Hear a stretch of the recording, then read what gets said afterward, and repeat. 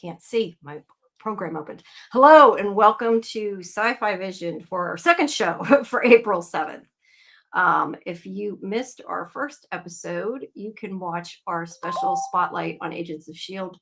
interview with James Paxton on our live tab for our previous shows. It's a really good interview. It was a lot of fun. So yeah, if you missed it, make sure you check that out. Please make sure you like this video, subscribe to the channel, to Sci-Fi-Vision, hype it if you can. Yeah, and then of course we have more shows this week because we'll still be back Thursday again for the next Daredevil. Karen's on her way. While we're waiting, I do want to say a couple things, although I don't know if is it working. I'm looking and it looks like nobody came. It's not showing anybody. Yeah, I don't know. But anyway, people either way will probably watch this later. But a couple announcements. The first thing, if you guys saw any of my posts on social media, you probably saw me posting it everywhere. I was so excited. When the new I don't know if it's considered the new trailer. It was on Facebook. It wasn't on YouTube. It was on Facebook and Instagram. The new trailer came out. Dieter sent it to me, and he was asking me something about Sophia, which I couldn't answer.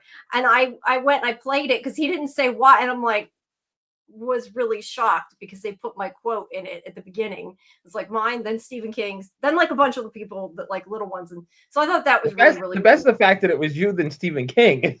Oh, I know, that's awesome, right? Yeah, I don't know if it was because of what I said was so positive, or Karen's in, or yeah, I don't know, but it made me very happy that they did that. It was really awesome. I mean, I've been quoted before, but it was in print. I don't think I ever have on an actual trailer. So that was really cool. So that made me happy. Then the other thing I wanted to say, and I want to make sure, hold on, let me open this. I want to make sure I have her right last name before I, oh shoot, I'm never going to find it now. Anyway, I don't remember her last name, but there, I found it. So people know, I had put the first half in the Discord. Although I don't know about lives yet, I have been confirmed. I'm talking to Julia Doyle who plays Sophia. So if you have any questions for her, you can put them in Discord in our Submit Talent Questions channel. And the other thing, which I told you guys earlier, but I hadn't told anybody because I just found out, I've been approved to talk to S.H.I.E.L.D. So yay. I don't know how long it's going to be. It's probably not going to be super long. But yeah, you guys can submit questions for Harold Perno as well. And depending how much time I get with them, I'll try to ask some of them. Thanks, Golden Child. But yeah, so still trying for lives of these, all these people. We'll see how that goes. I will be scheduling one of the lives in the next couple of days though, with our live from interview. But yeah, it's been a pretty good day from Wise. So, but I was really happy when Dieter sent that, because I maybe wouldn't have seen it. I don't always watch the social media trailers, so that was pretty cool. But yeah, all right. Well, we have tonight the 2 episodes of Daredevil, then Monarch, and then you guys have For All Mankind. So, yep. What did you guys think of the double episodes? I don't remember what the first episode. The second episode was really good. The second episode, lots of action. I liked everything with swordsmen. That's kind of how we felt.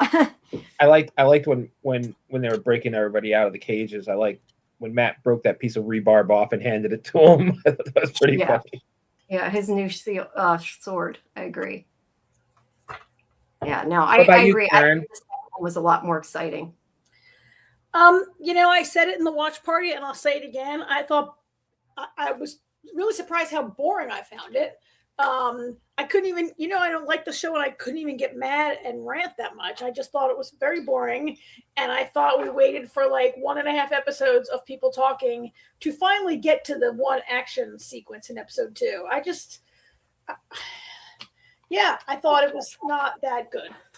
You seem to like that episode, though, at least a lot better than the first. I mean, I like the second. So what did that be? Episode 4 I liked better than episode 3, I guess is what we'll say, right?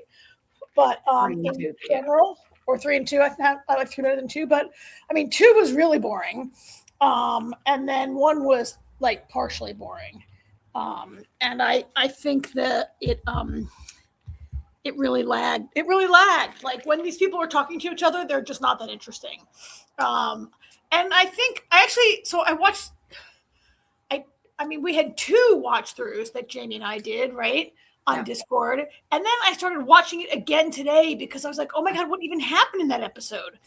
You watched it more than I did then. So yes. And I think I've decided that, what's the name of the guy who's the deputy mayor of communications, the Gandolfini kid? I think he's my favorite character on the show. Daniel. I think Daniel's my favorite actor on the show. My favorite character. Or the one that I least want to kill, the one I hope will live at the end of the season. I like him, but I more like to hate him. Like I'm annoyed at him, but I like the actor. I don't know that I like the character per se, but I enjoy the way he's playing the character. I think he's redeemable. I think Daniel's redeemable. I do too. Yeah. But I don't want to kill the other people, so I don't know. I don't want to I don't want to know. Kill them, but some of their characters I would be happy if they did not make it to the end of the season. Let's put it that way. That's fair. All right. Well, we can try to move through at least the first one. I mean, we'll try to move through both of them quick, but we can. I don't follow any social media or chatter about this Daredevil online. Do you guys know if these were well received, these episodes, by the community? I don't know. The only thing I have seen that's kind of overshadowed everything are things about what's coming that's been spoiled. That's pretty much what I've seen online, and that's about it. Yeah, I hate the internet. Well, I was looking at something completely unrelated, and I got spoiled by a headline of season 3. Oh, jeez! I didn't. They need to be more careful. You wouldn't even know that you're being spoiled. I wouldn't.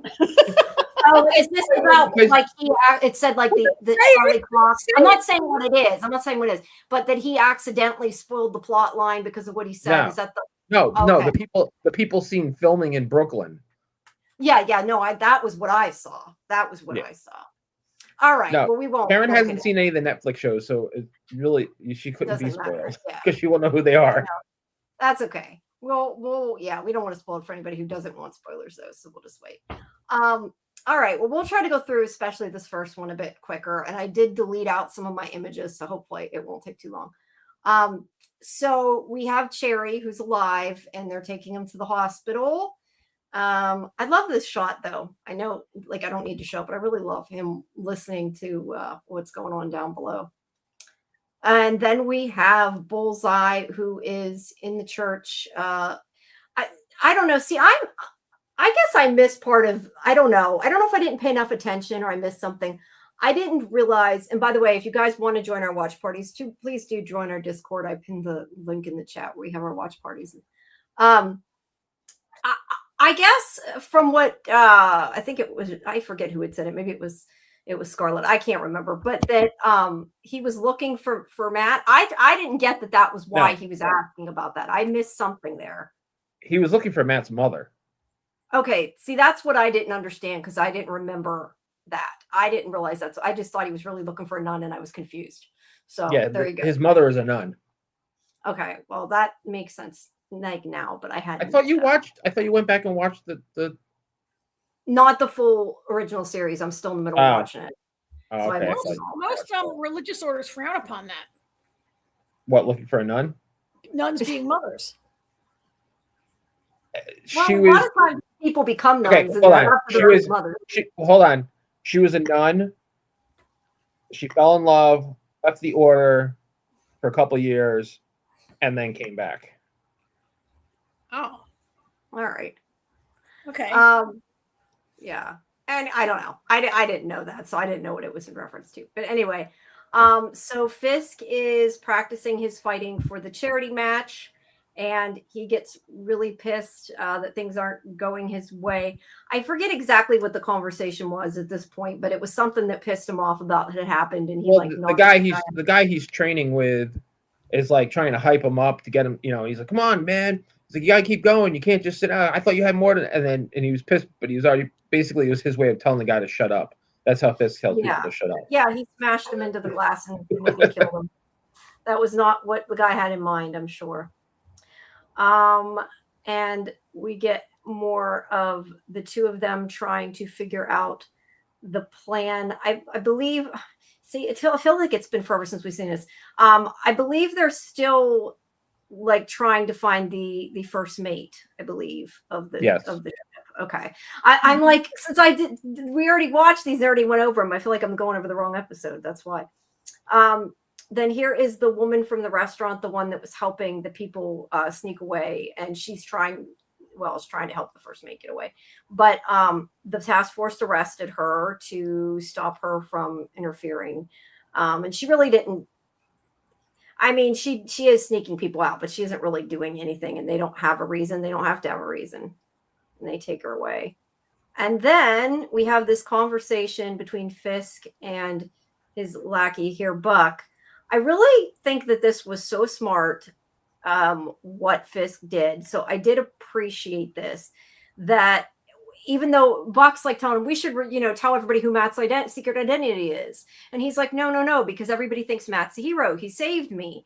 So his idea is, no, we tell everybody that he's missing and that we need to find him to save him. And then you have the people that are, against the vigilantes are looking for Daredevil, and the people that are not necessarily are trying to help Matt instead. So you basically have everybody looking for him now and working for him. So I thought it was pretty smart. That was pretty smart.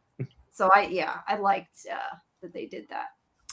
His people maybe weren't so sure, but but it was pretty smart. So they wanted posters or missing posters. So they are incognito. Now Matt has to hide as well as Karen, and they have to stay away from everybody. And then we have more of the fake news report that we find out later that BB is doing. And they're trying to figure out. Did we really find out later? Like, we didn't know it was BB already? I know. Like, everybody knew that. If you're watching, I thought that was kind of a dumb reveal when it's pretty obvious all along that it's BB. No, I agree with you. But this conversation is with Daniel and Sheila, and the idea of, do they tell him because he's going to be pissed off? But they can't keep hiding it from Fisk either. But yeah, it's gonna upset him. And then we have more Matt and Karen. Let's see. And then here he is telling Pal to go find Cherry. He wants him to go to the hospital and try to take out Cherry now that he's even more in the way. And this doesn't go the way Fisk wants either, thankfully. But we also have now. You probably, AJ, I'm sure, remember more than I do about who he was. He was in the blast at why was I going to call him Danny? I don't know why I was going to call Matt Danny. I have no idea where that came from. At Matt's apartment last season, that he was one of the task force people. I honestly don't really remember him. I had to look it up. I mean, it was clear that he was somebody, but I didn't remember it. Yeah, he was one of the first guys to join the task force. So he wants back in. So they agree to take him again, and he ends up taking what's her face, the lawyer. I can't think of her name. I'm blanking. Heather? Kirsten. No, Kirsten. No, Kirsten. Ends up taking her. Kirsten. Kirsten. Okay, Kirsten. Heather's not Kirsten or Kirsten. Anyway, the lawyer. I thought it was Kristen. I could be wrong. I thought it was Kirsten. I don't know. I'd have to look. So they come to the hospital room where Cherry is. I really like this scene a lot. And all his cop friends are there, and they're like, yeah, you ain't coming in. And they, kind of hold up a whole pretense of, oh, come in, we'll have pizza. And yeah, I enjoyed that. They have been, they're not going to be allowed to come in. They figured out a way around them, and that makes them happy and makes Fisk's people not happy, which is always great, right? You want the good people to have it go their way. But you got to remember too, like, they know Powell. Like, Powell used to be a cop. They weren't big fans of his when he was a cop. That's true. One of them. That was true. Yeah. But either way, they outsmarted them in a way. I mean, not that it was a super, difficult thing, but they've done it in a way that they can't get in because there's enough cops there. And then when they go back in the elevator, this is where Bullseye comes down and kills them. Not Pal, some of the other cops that are there. So he is taking care of Matt's problems, whether Matt wants him to or not. And I think they make a comment later that like Matt's probably going to be blamed for. Well, Daredevil will be blamed for it, but yeah, he's taking people out, and then Pal comes and he's pissed that he's gone. He tells Fisk he's not happy. It didn't go according to plan. And then we have, and if I'm going too fast, just tell me. I'm just trying to go through. No, you're good. Go. No, that's good.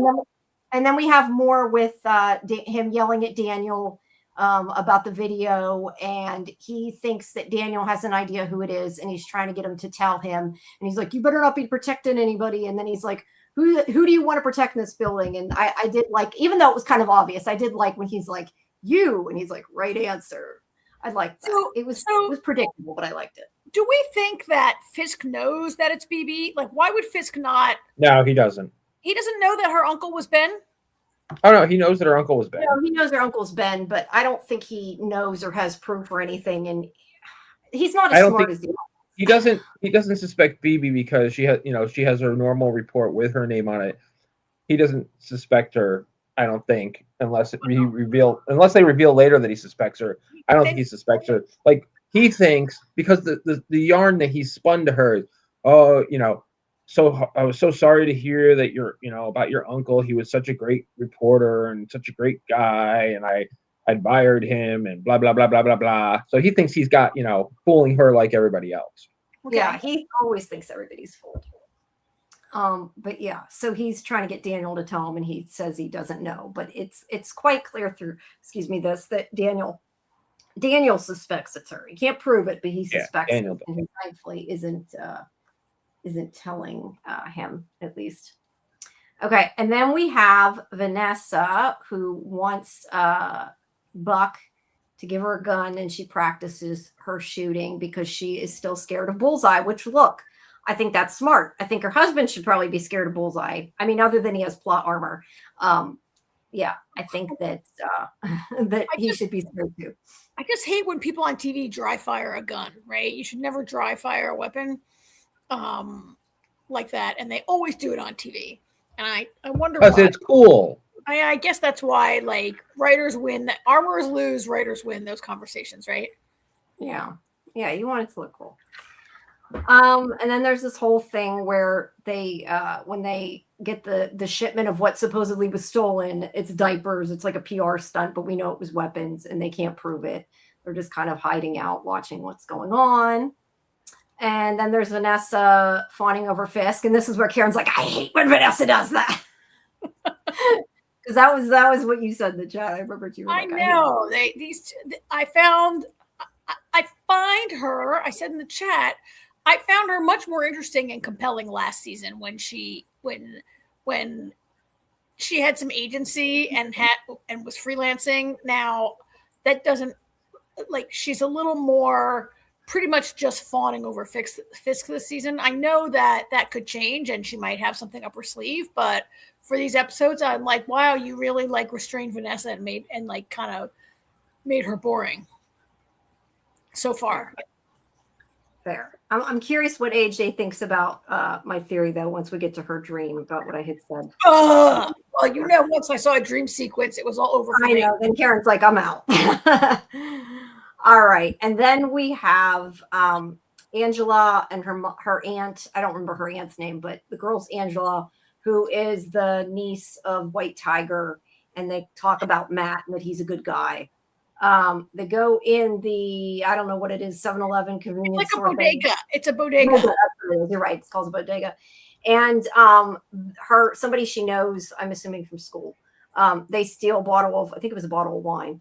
And her aunt tells them to put it back, and they freak out not freak out. They don't listen. The aunt kind of freaks out. She's like, you're making prices high, and tries to get them to put it back, but they won't. And then the bodega owner gets out a gun, and there's like a whole thing. But before anything can happen, the task force comes in, grabs the kids, and then her aunt is like, they're just kids, and touches the cop, and you shouldn't dare do that. So they arrest her aunt as well.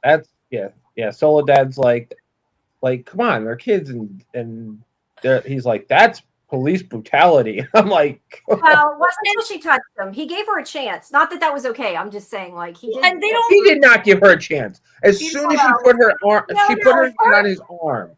Yeah, no, as soon as she touched him, it was too late. But no, I mean, at first when she's like, they're just kids, he's like, they're thieves. She did go and touch him, which she should have known better, is all I'm saying, with these people. These are. Should she have known better? I mean, she is reacting. Not in the real world. In this world, with stuff that's going on. Finish. She's reacting out of compassion for these children, and they didn't really commit a crime at all. They didn't steal anything yet, right? They hadn't even left the aisle they were in. I think it's an example of how these guys are so violent and horrible, and they just want to arrest everybody for nothing. Because I think in the real world, if a person said, "Oh, officer," maybe the officer would say, like, "I'm warning you, don't touch me again," or something like that, right? And in the end, these guys don't even arrest the kids who are the alleged shoplifters. They crack the bodega owner in the head. He's bleeding as they take him away, and we do see him released in the next episode from his cage, right? And I they think they took the kids too, though, didn't they? I thought they did. No, those kids. No, they got one of them. No, two of the kids got away. One they got. Because two of them you see in this episode, like, yelling, like, "Get out of our neighborhood, get out of our neighborhood," right? Yeah. You see them in the crowd. I just appreciated that the crowd finally saw some of what's really going on. Not that it necessarily is going to make a difference, but what surprised me actually was that they didn't take Angela too. Actually, yes, I thought so too. I'm like, that was surprising, but maybe the way he's restraining her, I'm surprised. He's like, "This is resisting arrest. You're going too." Yeah, no, I was surprised. I don't know, Jamie. Do you think, like, the crowd finally saw it? I think if you live in these neighborhoods that are being over policed, these people knew. It wasn't like news to this crowd. No. I think, right? Yeah, but it's like in front of them now. They can't deny it when they see it happen. But see, James, what Karen's saying is, what you need to realize is, and you see it in BB's reports. Either one of them. The people they're talking to on the street, it's in the middle of the day. They're nicer neighborhoods. They're not seeing what these people just saw. And if these people go, "Hey, we saw this, we saw that," all the people in the nice neighborhoods are like, "Oh, you're criminals anyway. You're trying to protect your friends." I guess that's true, but they were at least like recording it on their phones and everything. It's a classic callback to like a form of policing that was very common and still is common in some cities, where like poor neighborhoods are over policed and people are rounded up and arrested, and people in nice neighborhoods like don't see this kind of violent policing in their neighborhoods, right? I think that's what we're seeing between like BB's like one kind of report and the right. And I think this crowd that is so angry outside the bodega, I don't think they had been in denial. I think they see this every day and they're at a boiling point now. Yeah, that's probably. But it will still never make the news because Kingpin will suppress it. Right? It makes the secret news. Yeah. Although, to be fair, if this happened like in real life, I don't know that the kids shouldn't have been arrested. I mean, they were stealing that. I'm not saying should have happened what happened, but I mean, no, they actually didn't steal anything because they never made it. Because it was her that caught him. If the store owner caught him, then they would have been considered. I have put things in my coat to carry all my crap until I get to the front where I can check out. I've done it, right? I have like 3 bottles of soda, and one goes in my pocket. I'm not saying, yes, Jamie, I agree with you. It was clearly obvious they were going to shoplift that, but they had not yet committed a crime, right? Right. I'm just saying, if it was like the store owner that saw it, it's a lot different than like somebody seeing it and saying, "Put it back."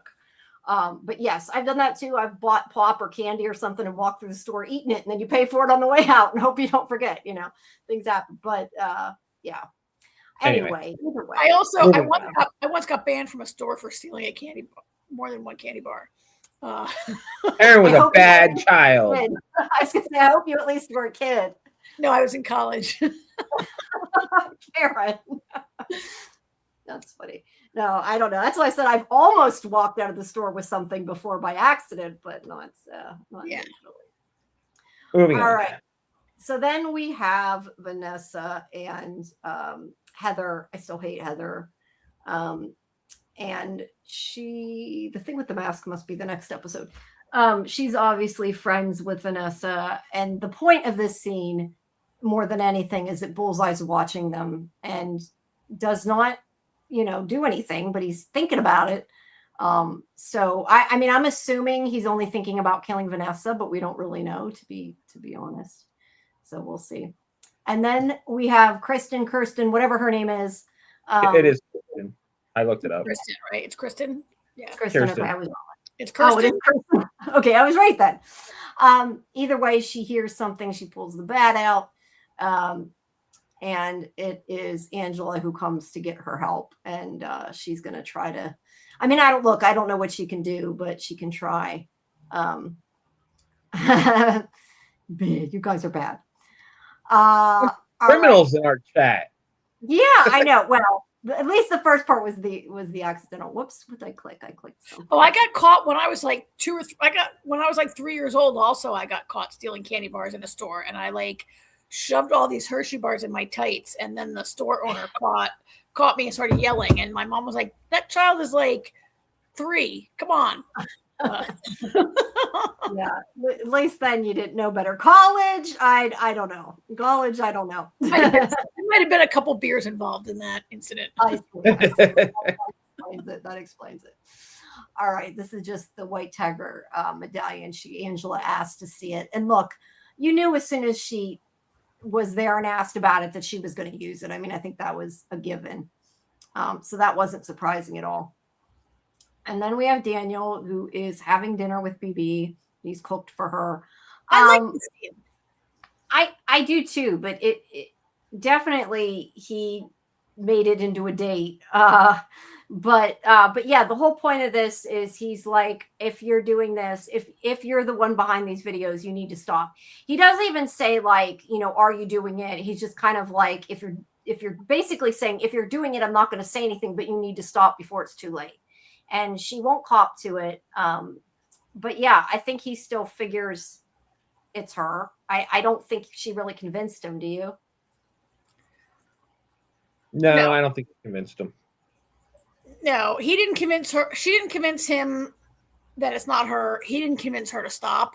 I thought it was cute. He's cooking her this dinner, to thank her for cleaning people to clean up his apartment and helping him and everything. He does turn it into a date, but I could see how maybe some viewers might see this as coming on a little too much, or yeah, I saw it as he's he's wooing her. He likes her, and he went out of his way to learn how to cook this meal and everything. And I thought it was kind of cute that he's trying. It was. But I also kind of felt like it was a little uncomfortable because she's already refused to go out with him on a date, and he turned it into a date whether she liked it or not. I mean, I guess. I mean, he does say, "I need to thank you," and it is a nice gesture for. I mean, she has bailed him out more than once, right? So I don't know. I read it I think it's totally cool that we can all see it a different way. I saw this as less. I saw it as him going a little bit more of a better way to try to convince her to make her like him, right? I mean, they're already friends, right? Yeah. But, yeah. I saw it as him taking advantage of the situation. Oh yeah. So I saw it as yes, it's a nice gesture to thank her for sending the cleaning people and everything. But he's also trying to put her at ease as he says, stop with the video. You know what I mean? Yeah. It's multi-layered. And who knows, she might change her mind with this wonderful dinner that I just cooked for her. Maybe it's multi-layered. So now I'm wondering, could this be a little bit of a baby Fisk move, a baby Kingpin move, where you see him invite people to very expensive dinners and with nice things and the sweet talk, but he's threatening them. Yes. Yeah. I don't think he'll tell Fisk though. I thought what was going to happen in this episode, I thought he was going to blame Sheila, and I still think he might. I think he might pin it on her. Oh, Sheila's a goner. I can't believe Sheila's still alive as it is. Yeah, honestly, I can't either. He knows that Sheila chose him, and knowing what he did to the other guy, that she chose his side. So right now he's out of abject terror. She didn't choose his I know side. that. Well, no, but to him, I feel like he right now trusts her. But I think that I think trust is a strong word. He sort of. Well, either way, because he almost caught her looking at the file there. I mean, he thinks he has her contained for now, right? Yeah. Either way, I have a feeling. I feel like Daniel is going to blame her, and she's going to take the fall. That's what I think is going to happen. Like he'd do that to save BB. He'll blame Sheila. Yeah, I could see that. Yeah, I could see that. I think Jamie's right. Sheila, I can't believe she made it out of season 1. Yeah, no, I can't either. I was surprised. I like the actress though, but I was surprised too. All right, and yeah, this conversation to me was kind of uncomfortable. Partially because she knows he killed the guy, but most conversations with Fisk are. Yeah. Fair. This is the whole thing where he's trying to get her to stop. We just said that. So then we have a scene at Josie's where the cops come. I like this, and they're like, in case anybody's wondering, Cherry is safe. Because they had to move him, obviously, and that was the thing I didn't mention earlier. Whenever Bullseye killed the cops that were there, the ones that were in his room used it as an opportunity to take him out of the hospital, and now nobody knows where he's at. So they're letting Matt and Karen know that he's okay. B, I don't know. All I can say is I always put whatever it is, the average that it recommends. YouTube has been shit all day because there's ads on the live. Yeah. So, I don't know. It's been weird today. YouTube's been having issues. No, I think on the few occasions, sometimes I join in YouTube, right, when I'm just in the chat for one of the shows that we do with other co-hosts that Jamie does with Scarlett or whoever. I think I'm seeing more ads on YouTube, and they're like kind of annoying because they come like, right, you don't know when they're going to come, right? So like earlier tonight, Jamie, you asked a question and your guest, like, I got interrupted by an ad. And then if you don't click skip in time, you get 2. But anyway, yes, B, I think there's a definite uptick in the number of ads we're getting. I don't know if that's because our channel's getting more popular and it's good. No, I think it's just YouTube sucks. But I haven't changed. Yeah, that's a nice thing to say. YouTube is trying to make money off of us. Let's be honest. That's what they do. But either way, I haven't changed anything. So whatever is there is just whatever it recommends. I've left as a default. But if I don't remember, will it stop showing me ads, or there's no way to? That I don't know. I don't know. I can avoid ads in my life. Right? Yeah, I think you have to pay for YouTube to get rid of all the ads. I don't know. So I'm not paying to get ads off my own self-talking. Sorry. No, I wouldn't do that either. No, I don't understand that they're even on the live. I never got that. It's whatever it is. I just click ads on the live. It kind of seems redundant. It's a little confusing. Yeah. Anyway. All right. So anyway, they have saved and they have rescued Cherry, and they know about it. Now, AJ, this is where I was telling Karen. I knew that Karen would be annoyed with me, but there are all these Matrix references that are in the episode. Okay. Blue pill. That's pretty. I mean, that's pretty. This one in particular is pretty blatantly Matrixy, right? Although, the Matrix was sort of a throwback to Alice in Wonderland, also, right? That too, yeah. Back up. I guess that works. That's a good thing if it works. I could see how she would in her video be inspired by something like the Matrix. This is right. Yeah. Mm-hmm. No, yeah. Well, it's definitely. They look like Skittles. Don't they? They look like Skittles. They probably are. They do look kind of like Skittles. Ram and M, maybe. Yeah. Anyway. There's more of BB's video, and then you see her take the head off and find out that it is her. And yeah, I don't think there was anyone watching this that was surprised or they weren't paying attention. Damon it was funny because Damon's he goes, they made it this intense reveal and we already know who it is. Yeah. I know.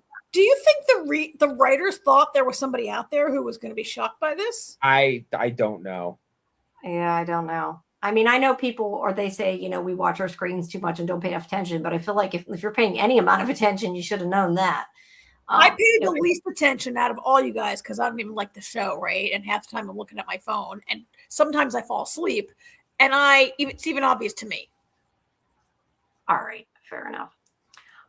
Now here is the other Matrix reference here, where there is a blue rose as Vanessa is having a dream about Bullseye coming after her and going to kill her. Is the blue rose from the Matrix? No, the blue and the red. Oh. I'm pretty sure it's meant to fall back. I'm just going to say this right now. You're looking too far into it. I would think you would in this show, but as soon as she wakes up, the rose is red. I mean, they had the thing with the Matrix.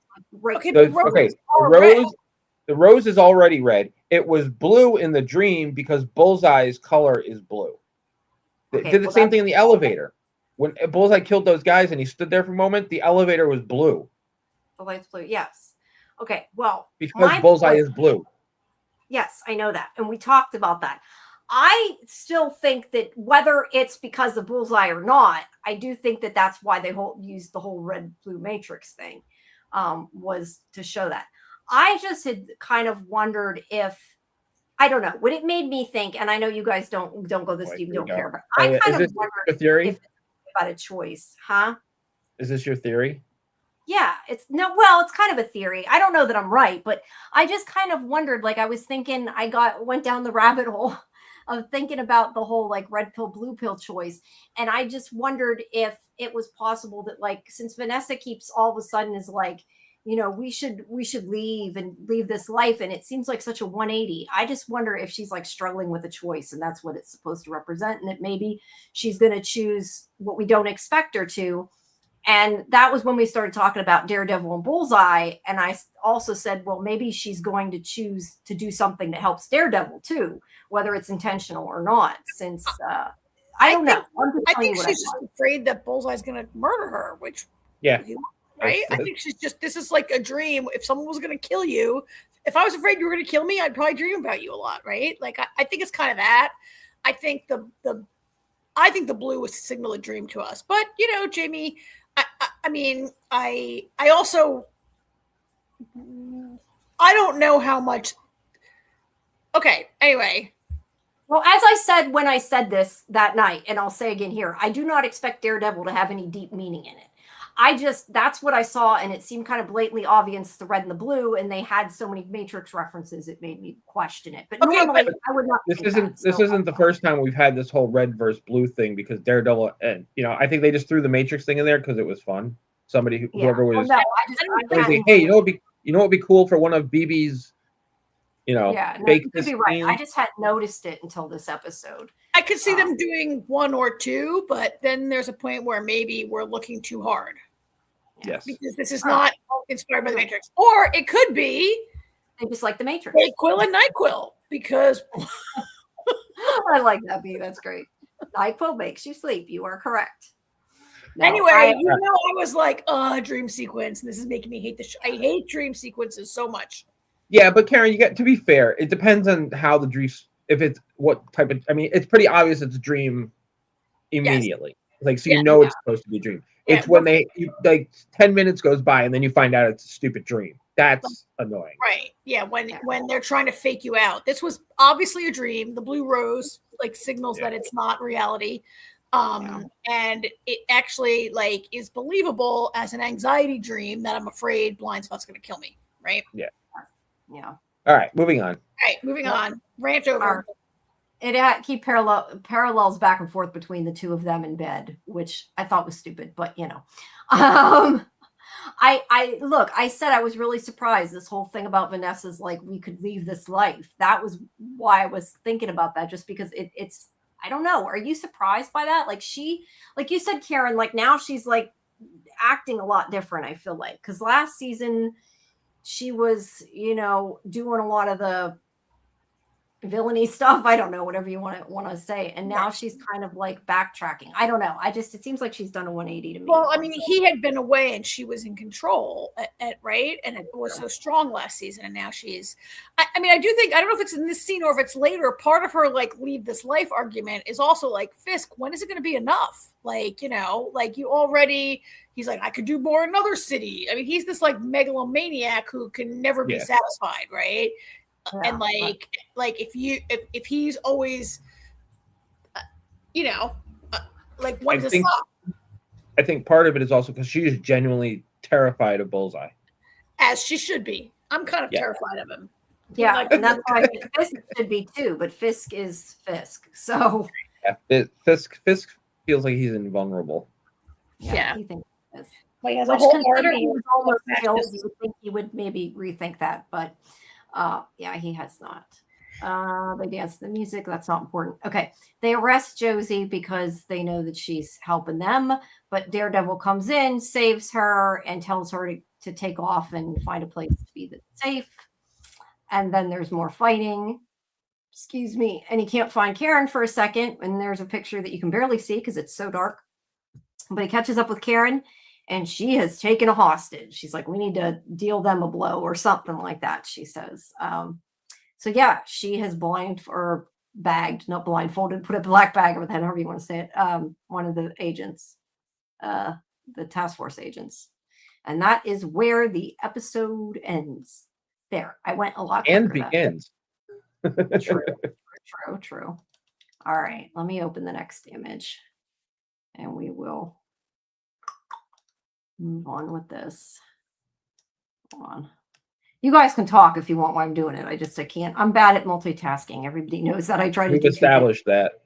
I've established it very many times. I cannot help it. I forget what I'm doing otherwise. All right. Okay. So yes, it begins where it ended, and you're right. There are a lot of ads. I could see it in my other window, and I'm like, you're not wrong. All right, so they interrogate him. I liked this scene, but I also kind of felt bad for the guy because Matt knows right away from his heartbeat that he's telling the truth, and he keeps. That was so funny. That was so great. Like, their private little conversation. Is he lying? No, he's telling the truth. You're lying. No, that was funny. I enjoyed that, but I kind of felt bad for the guy. Then he tells him what he's going to do, and then he punches him. Yeah. Well, hey, he kind of had to, or they would have killed the guy anyway. No, but it was just funny. Like he punched him like mid-sentence. He like lays it out for him, and as he's still talking to him, he's like, "Pop!" Yeah, he doesn't wait. That was great. But that's. I mean, it is a little bit convenient that the one guy Karen managed to capture was the one guy who's not a believer and actually wants to help them. It's a little. Well, that's why she took him, though. I think. No, because immediately he was there. I think it was the guy who was there because immediately Matt's like, "You're lying." She's like, "You're lying." They're like, "We want information," and the guy's like, "No, I want to help you." I thought it was a little. I mean, is it normal TV coincidence or is it a little bit of is there a setup here? I don't know. I mean, there's not. I guess there's not because by the end they have a successful raid. It's a TV coincidence that she. Yeah, I don't think she was supposed to have suspected. Personally, I don't think she did. I think she just got lucky. Yeah, I mean, I guess, and it speaks to, I guess, this is supposed to tell us that there are people on the task force who aren't complete fascist psychopath assholes that just want to beat crackheads, right? There are some people that regret joining. Yeah, and they'll get killed if they do anything about it. So, yeah, his idea was like, I got captured, or I think he said something like he got captured on purpose. But the point is, he wants to help them. He was trying to get their attention or something. It doesn't matter. But the point is, he has to keep. I just watched it like an hour ago. I don't recall that, but I could be wrong. No, I said I forget exactly what he said. But... Well, when Karen's escaping. And she runs into him in the alley. Oh yeah. He does say wait. Wait. Yeah. And then she kicks the shit out of him. He was coming. You're right. Coming back to like find her and talk to her. I guess you're right. I'm wrong. Yeah. Either way, he gives Matt a key card to get into where everybody's being held prisoner, but they change the password every night or whatever. So he's got to do it tonight, but he's at least trying to help. And then Matt knocks him out. We've established that, which was great. And then we have Heather. God, I hate Heather. I mean, Yeah, I but like Heather, but I hate but Heather. this scene, maybe Karen's theory might be right.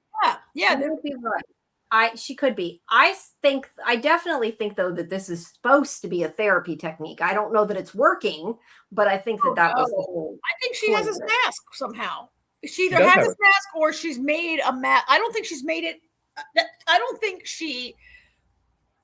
there's some kind of therapy where you keep your attacker. I didn't think it was good therapy. I just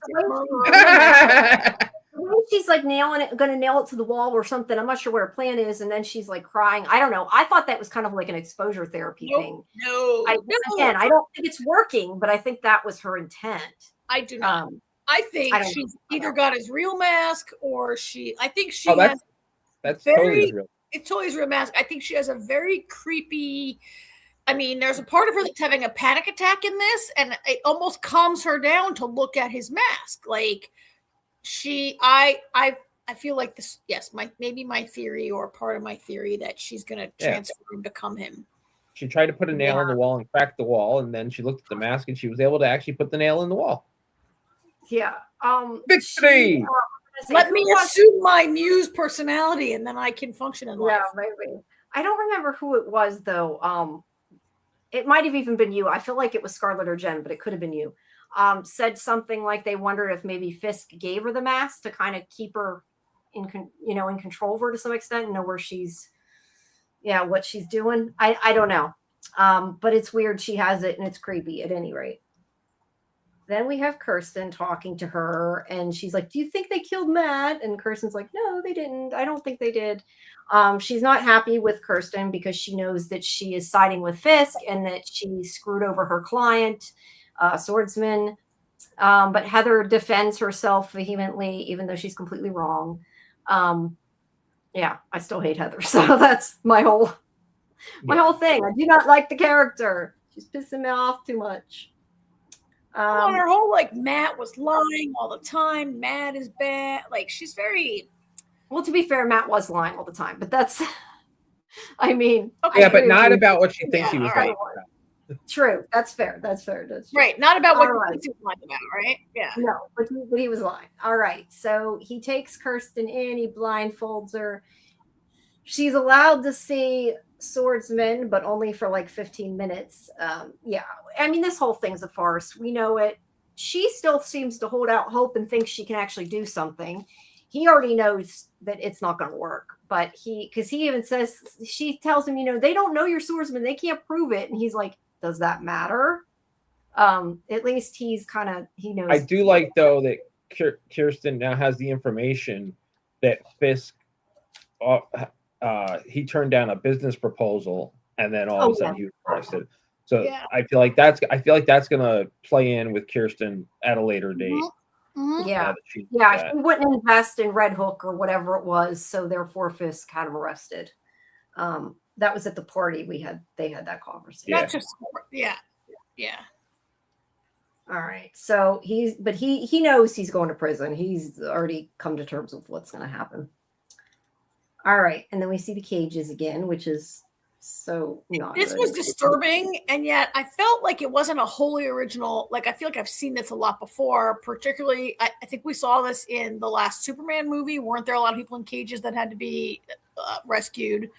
Yes and no. I mean, it was in a pocket universe. Okay. I've seen this in Guardians of the Galaxy with animals. I've seen this a lot, with different. I think we saw it in The 100, people in cage, and of course we saw it on the news with children in 8 years ago. It's horrifying and frightening every time you see it, right? No matter how many times, this is it's horrible every time. Yeah. The only thing we really know is that Frank got out and didn't help anybody, which doesn't surprise me. Yeah. All right. And then we have Frank's Matt. not like a save everybody He's kind not. of He's guy, right? not. He's not. He's a man of purpose, as they say. This is. We have them talking again, and we have the Matt appreciation picture there again. I'll leave in. I'm sorry, that's a great screenshot. I can't help it. Anyway, Definitely gratuitous. Yeah, gratuitous abs there. Not hurt so bad. Yeah, but he's working out, so I guess that's.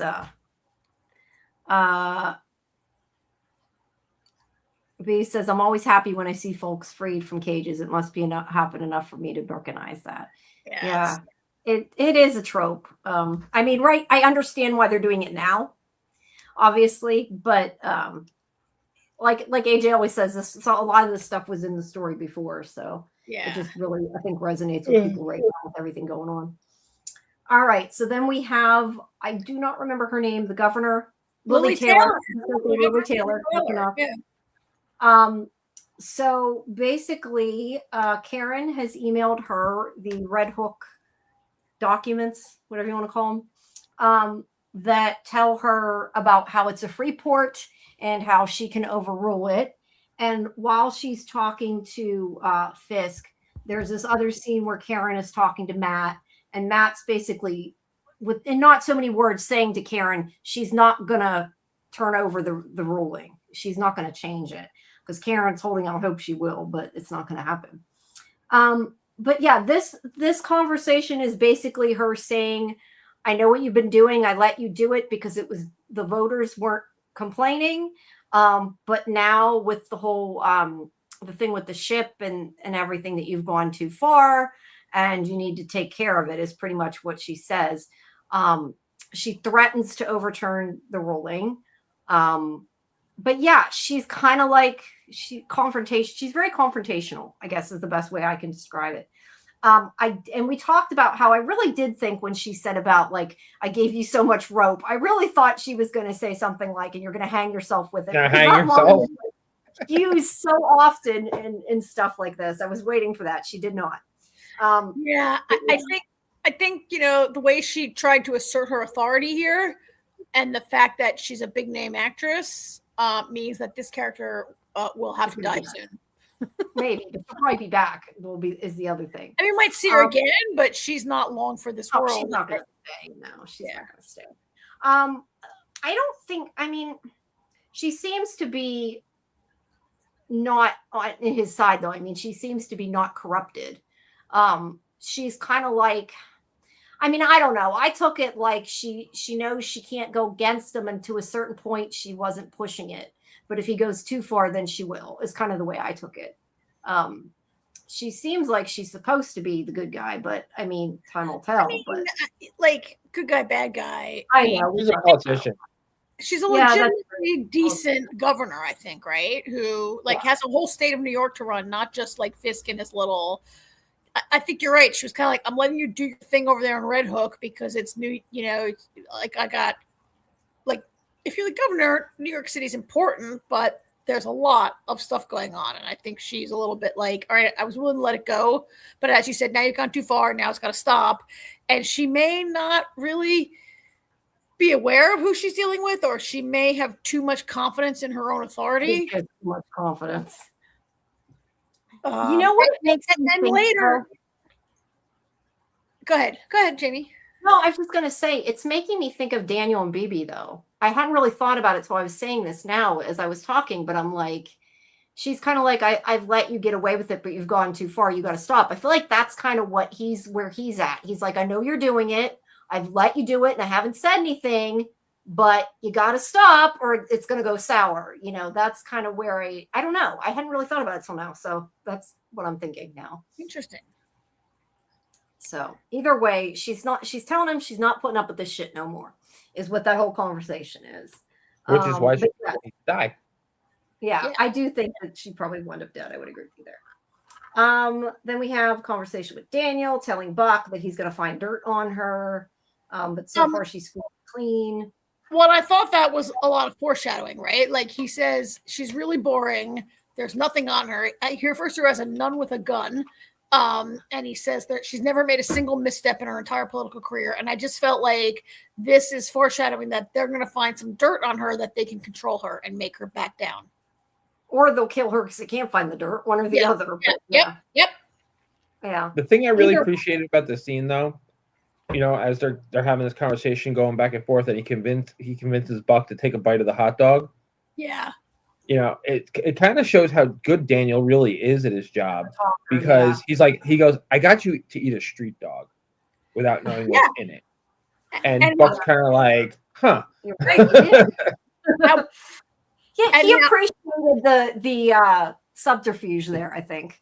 Well, and that Buck had underestimated him right up until that moment when Daniel says, really? Look, I just got you to eat that, right? And he was like, oh, I did underestimate you. I think it's part of this thing that I'm seeing, that we're seeing of, like, is Daniel going to evolve into a mini Kingpin, or into being just, like, he clearly kind of worships Fisk in some ways, right? And is he learning those lessons and really becoming him in some ways?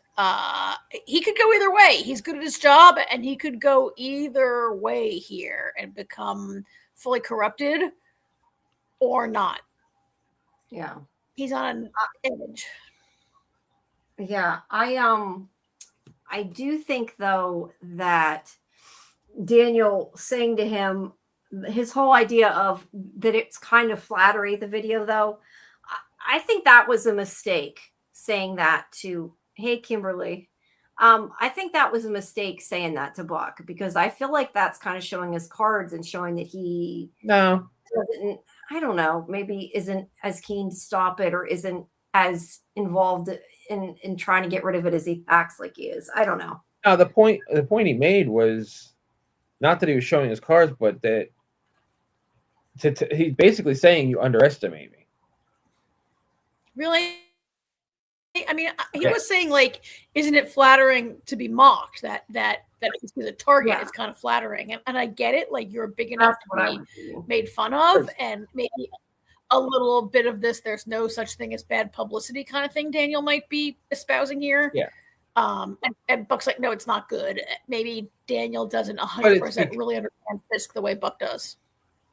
Well, yeah. I mean, because most people can laugh at themselves to a certain degree. Then there's other people like Mayor Fisk and somebody else in the real world who can't, because it's actually true. The jokes are actually true. Oh, that because it's true. They're funny. Like Fisk really wants full adoration, and he wants the people of New York to like be thankful and to bow down and worship him for like cleaning up their city, even if he had to like kill half of them and lock them up to do it. Right? He really wants adoration. Yeah, because Fisk is a psychopath. He actually gives a shit what people think. Yeah. He craves it. Yeah. He does. All right. Now the trial. He couldn't take it in when Echo wouldn't like see him as a father. He was really like, it devastated him that Echo would not like. Well, maybe don't be an asshole. Love him, that she wouldn't love him, right? Maybe don't kill her father. Yeah.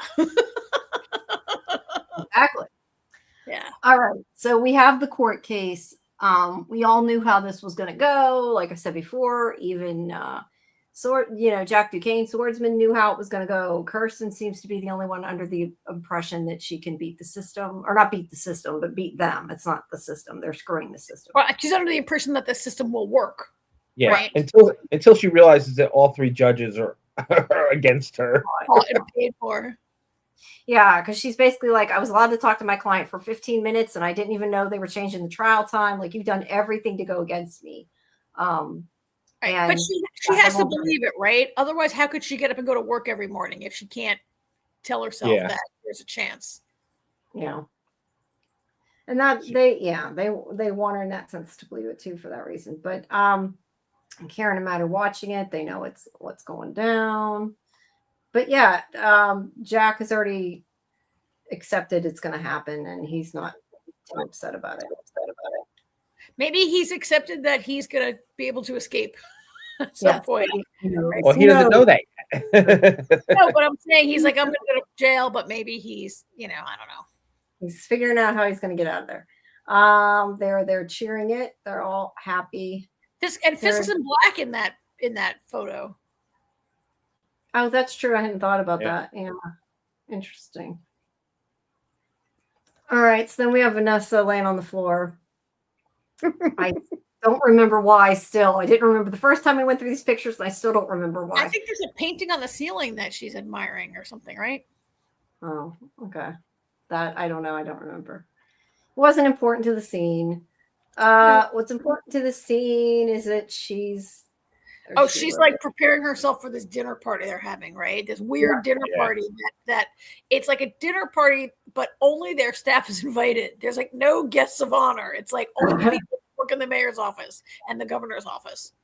And but I think I got the opinion that this party is supposed to be for the governor. I know, but usually you would. And then they put Heather and what's his name at this like sweetheart table, like it's a wedding or some shit, right? Like, yeah, she puts her with Buck. Yeah, that was a little weird. But you know what though? I actually thought that conversation between the two of them was quite intriguing, actually. Yeah. I wrote. Would you write in the chat? I wrote in the chat that night, James, something like, I can't believe that I have watched this for 90 minutes and I have to watch these two flirting. It's making me want to vomit. Something like that, right? These two flirting, very unpleasant. What I found intriguing was their conversation about the observations about the people around the room. Yeah. That's the part I found interesting. Yeah. And Buck's kind of walking her through it a little bit because he knows them all better, but in like a foreplay-ish kind of way. Kind of. Yeah. But I also think it's interesting though that Buck knows what they're doing. It's like they've positioned us here on purpose so we can, see everything going on. And you know why? Like, she can put on her Muse mask and drain his blood later. That would be awesome. That would be awesome.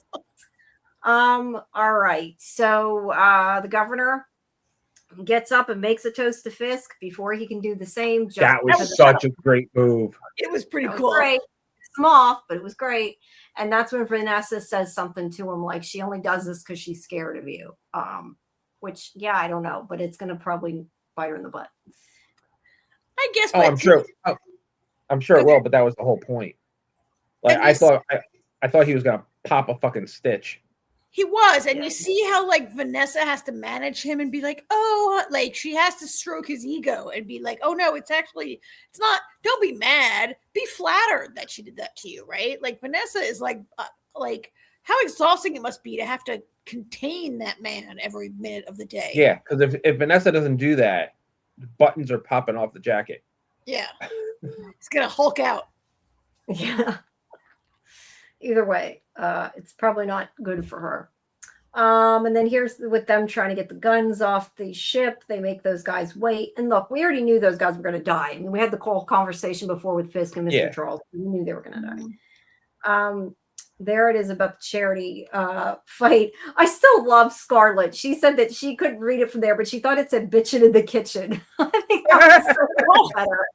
What does it say? It says I forget, but nothing. Scrapping kitchen. But that would have been great. I like that better. I told her I need to make like an AI poster with that. Which Scarlett should be working on the show doing this stuff. Yeah, that would have been great. Scarlett should just write like headlines and chyrons for TV news. Yeah. Either way, it was funny. But that is her report about the charity fight.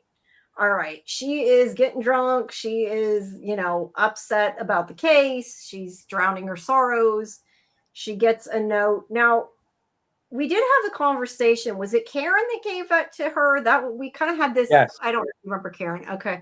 Yeah, Karen like bumps into her and she's like, and Kirsten's like rude. And then they show Karen, and then they show a shot of Karen leaving the bar. Okay. I didn't realize it had been Karen. I missed that part when we watched it. I must have blinked and I must have forgot to look for it the next time. But either way, the message is for her to come back to the office. And there is Daredevil. And she's like, I don't want to be in on this. And he's like, too late. You kind of already are. Like, how does she not know that she's in the middle of it already? Right. You're defending swordsman. Yeah. But he asks her about where swordsman's being kept. I did like this. It was kind of obvious, but I liked it a lot, actually. And also the way they filmed it. That she says she was blindfolded. She can't remember when couldn't see anything. And he's like, I couldn't work with that. And then he has her use her, tell him what she heard, and he's able to track it to the place. So I saw that coming from the previous episode. I don't know if you guys noticed it, but when she gets blindfolded and they're walking her through the and everything, through the prison, well, I noticed that she was wearing these clompy stiletto heels, and you kept hearing the click, click, click. I mean, stilettos are not clompy, but you kept hearing the click, click, click, click with every step. And I said it to myself. I said she should count how many steps that takes. And then we saw where I thought they did pretty much telegraph, if you were paying attention, that she was taking in her surrounding as much as she could at the time. Now, what does that say about the person who doesn't like the show caught that, and it never even crossed my mind that was foreshadowing? Crossed my mind either until this episode. Really? No, yeah, I didn't bring it up when we mentioned it earlier because I thought it wasn't. Yeah, I totally noticed that at the time and thought, oh, that's good. She should be counting her footsteps. She should be listening to that. She was like taking in. I remember they showed pigeons, and that's all I remember where he was to try to figure it out. The only thing I was a little confused about, and I don't, because I liked this. Sorry, I didn't mean to talk over you. I stopped and then you quit talking. No. The part you liked and were confused about. Yeah, and not that it matters. We did have this conversation. Like, was it just that by knowing what she heard, he was able to get inside? Because I kind of questioned, like, if he already knew how to get there, because that guy gave him the key card, and I don't think he said, here's a key card to a place I can't tell you where it's at. Like, that to me, he knew. They all know where Red Hook is. It's not like that's a secret. It's the inside. Okay, that's what I was getting at. Like, they get into the building, the breeze that she felt. That's how he figured out that one of the skylights must have a hole in it. And that's how so I think they just skipped over the part where she said, "I walked in, I felt a breeze, I walked 20 paces, turned left." Well, it was all visual. It was all visual. We were, you know. Yeah, which is another thing that we've seen in a lot of like prisons. People learn that, right? Yeah. We've seen this kind of thing. But again, like, I didn't hate it as being tropey. I feel like they're using a thing that's effective in. I thought I liked the way it was. I thought it was done really well. I liked it a lot the way they did it. Yeah. Like, we've seen it before, but I thought they did a good job with it. Well, and maybe like they didn't come out and say this, but maybe like her long association with Matt has like taught her a little bit of like how to like notice your surroundings more, right? Like, if you hang out with Matt Murdock and or Daredevil, maybe you become a little more aware of thinking about just naturally, you're in a situation where you get blindfolded, your other senses automatically heighten. Yep. Yeah. Absolutely, AJ. Although I don't know that I would have paid enough attention to recall it. But that's what I'm saying, Jamie. You may not even have realized that you are paying attention, All right, that's fair. That's fair. Either way, as soon as you have one of your senses dulled, your other senses automatically kick in. It's just how our bodies work. Yeah, it's just if you're paying attention. So am I the only person? I know, Jamie, you like this costume. I just feel like he looks like a bug, like those little horns. I said I like the red one better. He looks like Ant-Man. That picture is like a picture of Ant-Man. I see what you're seeing. I had not seen it until now, but I see it. It does kind of look bug-like. I think it's also because he's got like the red covering his eyes, to make it look like he's one. I like the red one better. I'll say it again. I like the red one better. I do like it. But I do too. Yeah. All right. So either way, he gets in, and this is where him and Swordsman help get the people out of the cages after he releases him. I agree with what you said earlier. I love that he threw him the rebar, and it's like his sword, and he's like his new weapon. I enjoyed it. I enjoyed this whole scene. Trying to make it back. Man costume and failed. You're not wrong, B. Now that you said that, I'm also going to see that every time. That and that it's a bug. I liked about the scene. Bugman. I like that we saw some of the people who'd been previously rounded up. We saw that, like we saw the bodega owner, and Matt says, like, get them out of here. And we saw we saw Tia, Auntie. Soledad. Aunt. I think that just means aunt. Tia means aunt in Spanish. She calls her Yeah. Tia. That's all I know, right? Her name's Soledad. Soledad, Tia Soledad. We see her like take people away. I like that we had those little flashes, so we don't have to worry about that. And I just really liked this whole kind of fight scene. I thought it was great. The only problem I had with it, and it isn't that huge of a problem because it's still really cool, is that like he uses the steam or whatever so they can't see because he doesn't need to see. But him saying duck when they're shooting guns every which way is not going to avoid everything. It's funny. Damon pointed that out too. Damon was like, "What's the steam going to stop? Steam can't stop bullets." It was cool, but it was dumb cool. It's one of those Marvel things. And I didn't love that it was so dark. Like, this show is very dark. This is like, I would like, if it's a good fight scene, could we have some light so I could see it a little better? And the darkness, and I know this is a moody show. And as I said to you guys, we texted and I said, well, if you're wanted, you probably don't go out in the day, you go out at night. But I would like to have some of these scenes. They put so much into the choreography, and I like to be able to see them a little better. I agree. I think I still say it's your TV. My TV is 55 inches. It's not small. I think I'm not saying it's small. I'm saying the brightness on your TV is not very. I think a lot of times it's HDR too. If the show has HDR, it makes it darker. Actually, when I watch the Discord watch party, I watch it on my 14-inch laptop, 15-inch laptop. So that might be a part of the problem. So when I watch it a second time alone, myself, then I watch it on the TV.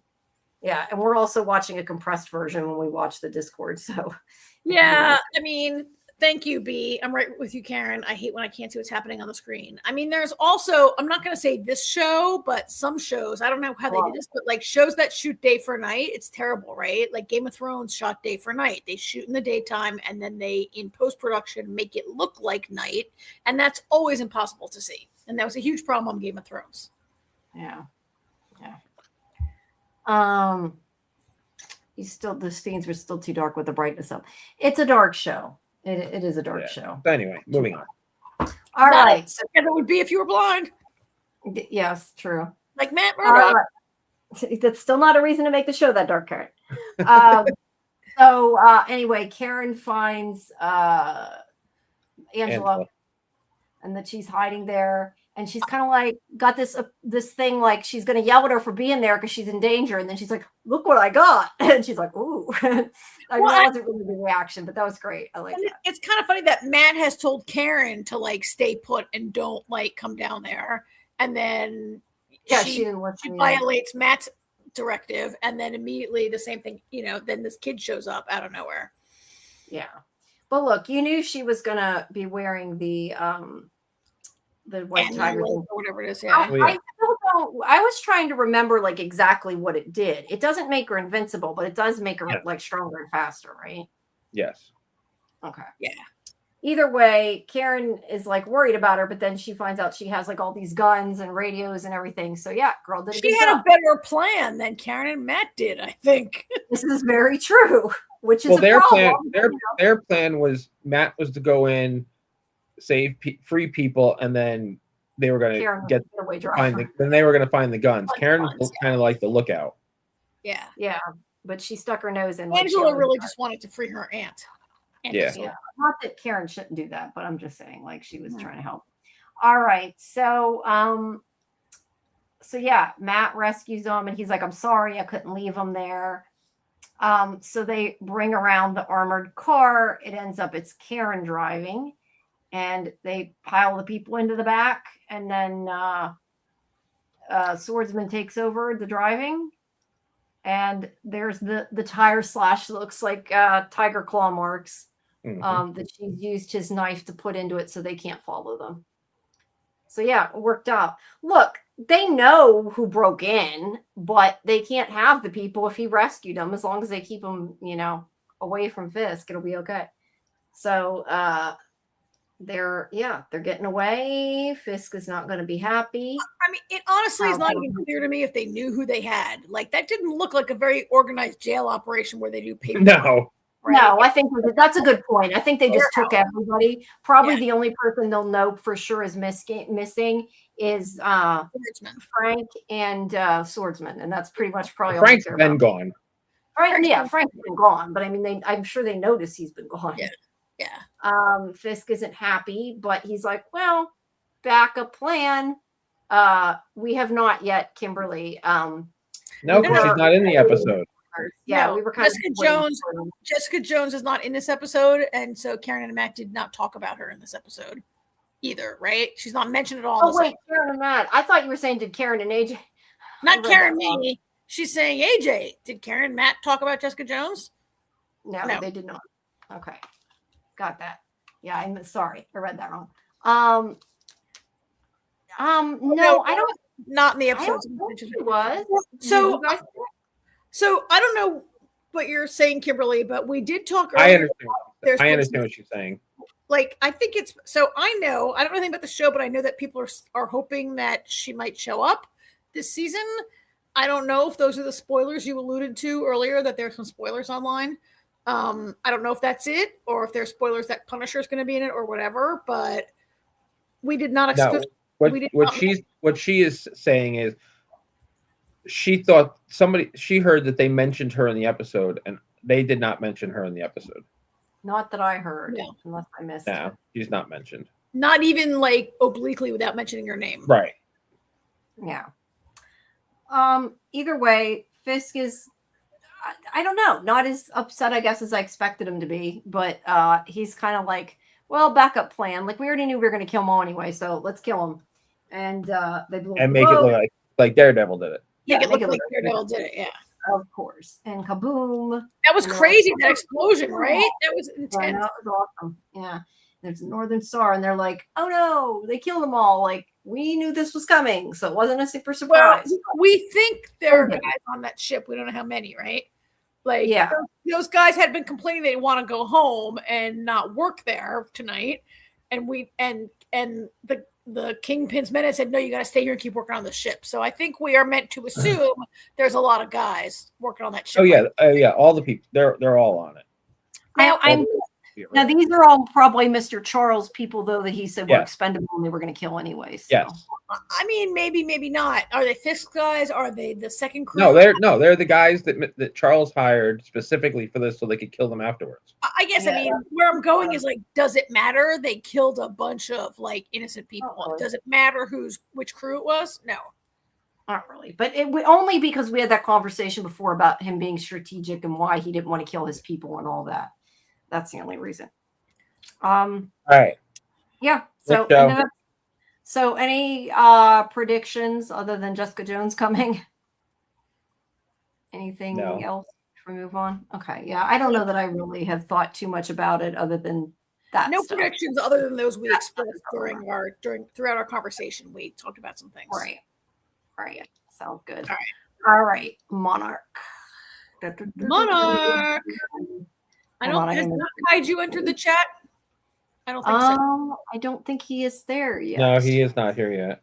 All right. Well, hopefully he'll drop in at some point. Hopefully our resident fact checker will show up shortly.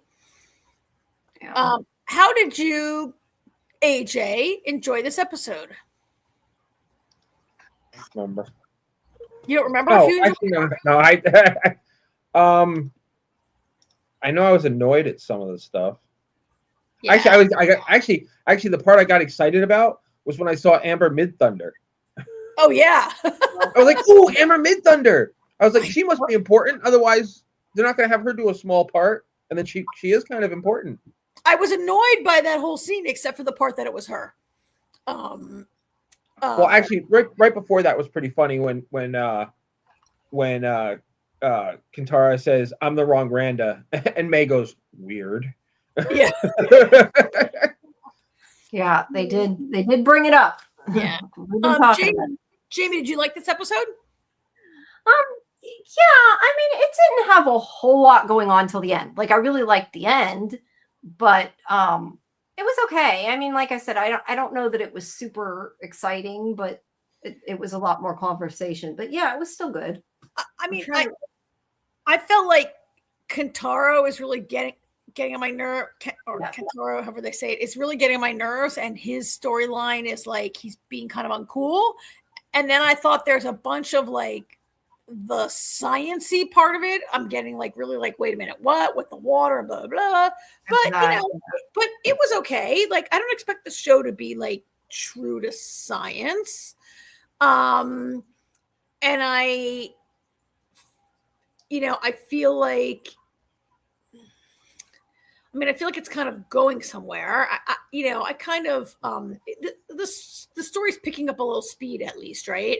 I mean, I think part of the issue is that we had this was monster light. I thought Kong looked great in this part where it says 2 weeks earlier. The special effects on Kong, he looks really good. His fur looks really good. I like seeing him, but that was about it monster-wise, right? Yeah. Hey, Dieter, welcome. Hi, Dieter. Hello.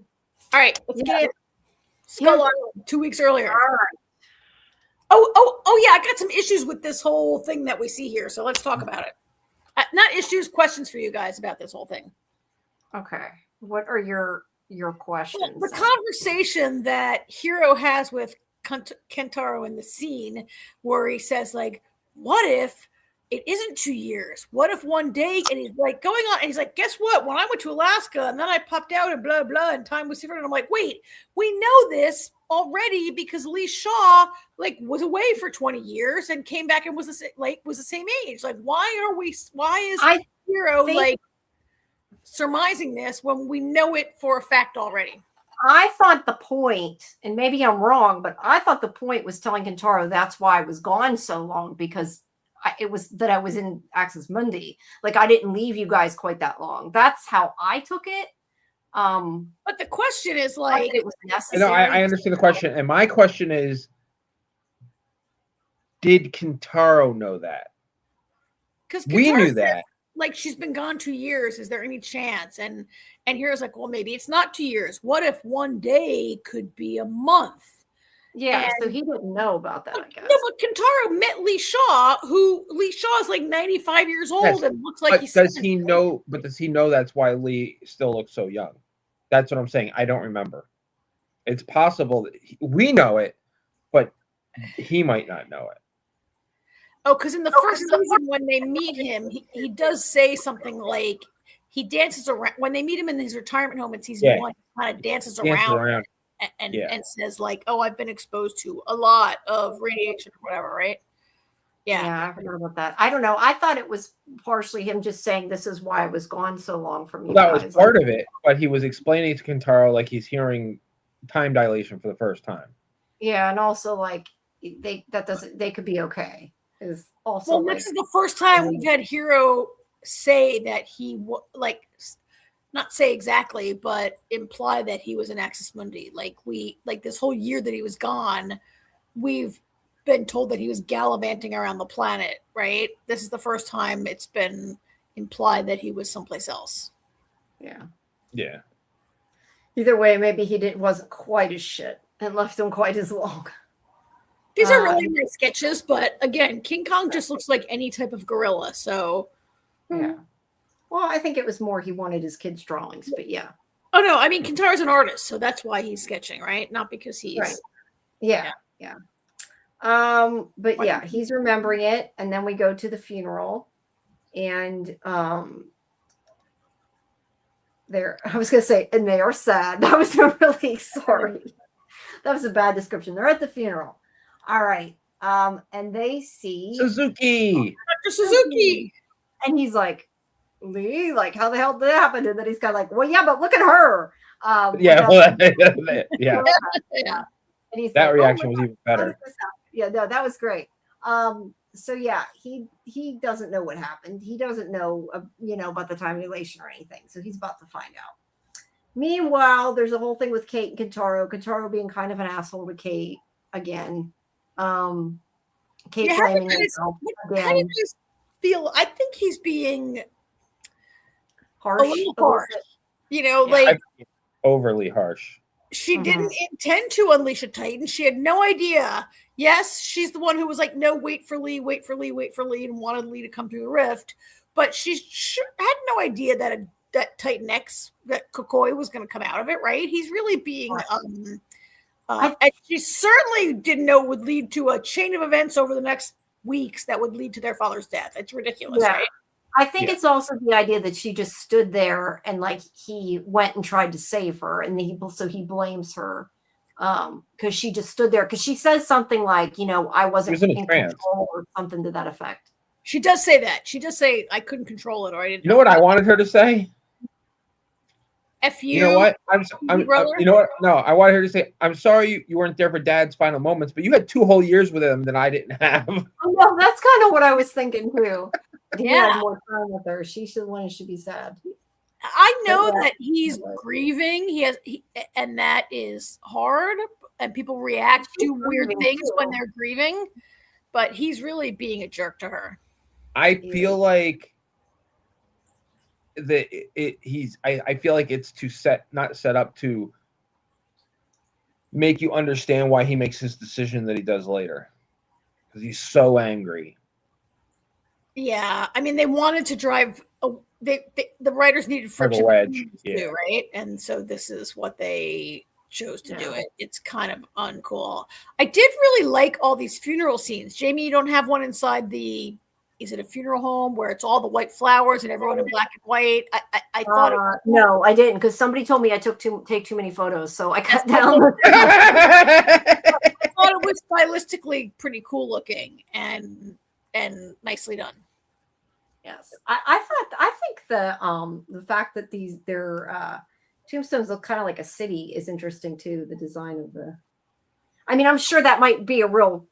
You know, I think it's a typical Asian kind of cemetery. Yeah, interesting. He leaves them. Also, all the women's black suits were fantastic. They all looked fabulous. All 3 of them. Yeah, they did. They did. All right, now they are going into work. We're in the flashback. I really like this scene. This is so funny. I thought where his secretary comes out. And she gives her this look like, yeah, of course you have a secretary. And she's like, your secretary went to get, I forget what she went to get, donuts or something. And she's like, oh. So I love that. I thought that was great. It was just funny. That was pretty funny. I mean, I don't blame her for thinking that, but it was funny. So yeah, she is getting the royal treatment too. Here too. She's got a huge office. And she got the bigger office. She got the bigger office. So that's great. And here, was crawling there. So his father. Herosaurus. Herosaurus. Yeah, I love that. All right. So then this is where Lee comes in, and I forget exactly what Lee says, but he basically says, I'm not going to stay working. He's quitting. He's going to a different apartment or whatever because he's hurt. I mean, he doesn't right now. He's having a hard time being around. I think it's because he's hurt. It absolutely. Hear me out. He says, they're like, why are you leaving? He says, I'm doing what's best for Monarch and for all of us. And I think it's not like he's hurt and he's taking his toys and going home. It's that he's in love with her. She's chosen someone else.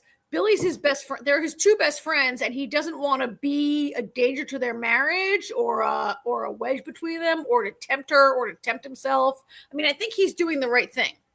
I would agree with that. But I also think he's kind of like, I can't be around you right now because but it's hard on him because he has to not ignore her, but you know what I mean? Like he can't. We're saying the same thing in different ways. Yeah, well, no, but I think he is doing it for them too. Yeah, I agree with that. I get it. Do you ever have like an ex who's like, I want to break up, but let's be friends? And you're like, no, we can't be friends. Like, we're not friends. I'm in love with you. I have to leave. Right?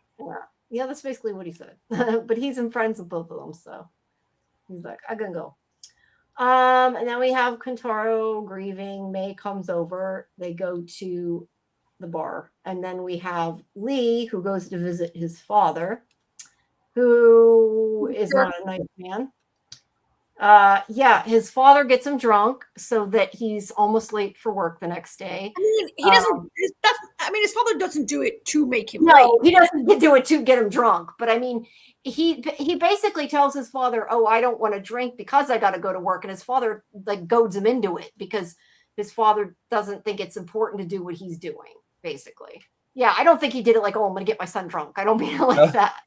I like when he's like, "You want another?" And he's like, "No, I want the rest of my first one. That was a stingy pour." Yeah. And his father is definitely a very like be a man kind of a guy, right? Yeah. And he immediately says like, "Oh, why are you? You got in a fight? It's a girl." Like his father's assuming that. I mean, he's not wrong. He did leave his job over a woman, but it does seem that Lee may have a history of like getting involved with generals' wives, the wrong women. Like his father. No, I think he was just running down all the options that it could possibly be. Yeah, Okay, I think fair. And then his father wants him to go to Vietnam, right? Yeah. Yeah, he wants him to, as you said, be a man. And Lee is not happy with his father. I think he's also not happy with his father making a decision for him, which kind of would have pissed me off too. So then we go to them having dinner. They would go on to see Suzuki. I mean, this whole thing where obviously they parallel these two scenes where Lee is sober now, not drinking because he's recovering. And I'm not sure though why he had to pour out all the poor guy's wine to tell him he wasn't going to drink it. Oh, I know why. He poured it out to say, "Come with me to the liquor store." He poured it out to get the guy to leave the room with him so he could question. Okay, I know that's where they went, but I didn't connect with that. It's kind of uncool that this entire thing is a setup. Like Lee hasn't seen this guy in a bazillion years. They were like really good friends, and Lee's immediately working him and playing him, and only wants to do any of this to try to like find out Suzuki's recent research. And but Suzuki calls him, and Suzuki calls him out on it. Yeah, because he can't even just ask the guy outright. He's like, "Let me fake drinking and then pour this out and say, come with me to the liquor store and blah, blah." Like, just ask, right? Yeah. Golden Child has said his father definitely knows his son's character. That is true. Yeah. True. But yeah, he has gotten, I don't know if it's this scene or the next scene, but he's gotten Lee reassigned without his... he hasn't told him yet. He tells him over breakfast. Not in this scene he hasn't, but okay, but either way, that's not cool. We have them hanging out. They go to the bar, which is now not the same bar. They have not taken down, but turned off his art installation. Well, it's been sold, and it's become a very different kind of a place. Yeah, it's more like a family-friendly bar, not the place they're used to. I mean, we do see kids. It's like a restaurant bar, I guess, is more what I'd say, rather than just like a bar, if that makes sense. It previously was a very serious whiskey bar with high-end, interesting whiskey, and now they're like, this is blue raspberry whiskey. Like, it's a very... He's like, can I have that without the blueberry? Without the blueberry. That was funny. Yeah. All right. So he talks to him about his device, and they're going to use this to lure... So it's basically, I think, a new and improved Suzuki device, right? Yeah. He's been working on it, even though he wasn't allowed, because he does say basically that after what happened with Lee, they threatened him that he was never allowed to do science again, basically. That's so ridiculous. That's so silly. I know, it is ridiculous. Like, they can't sell that. But he's like, if I had known about the time dilation, we could have fixed it. So that's why he's able to fix it. Bougie bar. Yes, right. It's a bougie bar, GC. It's a bougie bar. All right. So then, look, May is back in the bougie bar. Back in the bougie bar. May is, trying to help Kentaro. He's grieving, and then he takes it the wrong way and tries to kiss her. And she's like, "Hey, wait, what? Like, no, that wasn't what I was doing." And she got the wrong ring. It's the wrong Randa. He's like, "Oh, I love what really made I cackled at that, but what really sold the scene was the look on May's face when she's like, weird. Because we've been calling that since last season, right? Yeah. Wow. Yeah, she totally knows it. And then no, I don't remember her character's name, but she comes to talk to him. That is Isabel. Isabel. she is trying to pretending like she doesn't know anything about him, which is a total lie. She's talking about like the Titans and the violence on TV, and that people are desensitized to it is basically what the conversation is about. And then we have Kate and Keiko, and they see the vibrations in the water, and this is where Keiko gets the idea that they're going to record the sounds from the water. And meanwhile, there's the Suzuki device. Yeah, go ahead. Yeah. Okay. Sorry. I mean, this part, not this part, but the Kate and Keiko sciencey part was a little cuckoo, a little silly, right? Why? Well, first of all, like those ripples are going in the opposite direction of where they're supposed to, right? Which was I didn't pay that close attention to the side scale. It's a nice feat. It's a nice visual feat, right? But it's not a thing that could really happen. And the whole bit, we'll get to it. The whole bit where she has to get in the water seemed kind of dumb and whatever. But let's go ahead. Yeah, that part was. I agree. Okay, so anyway, the idea is that they're like, we're going to take the Suzuki device, we're going to call Godzilla, and we are going to have him fight Titan X, so we don't have to.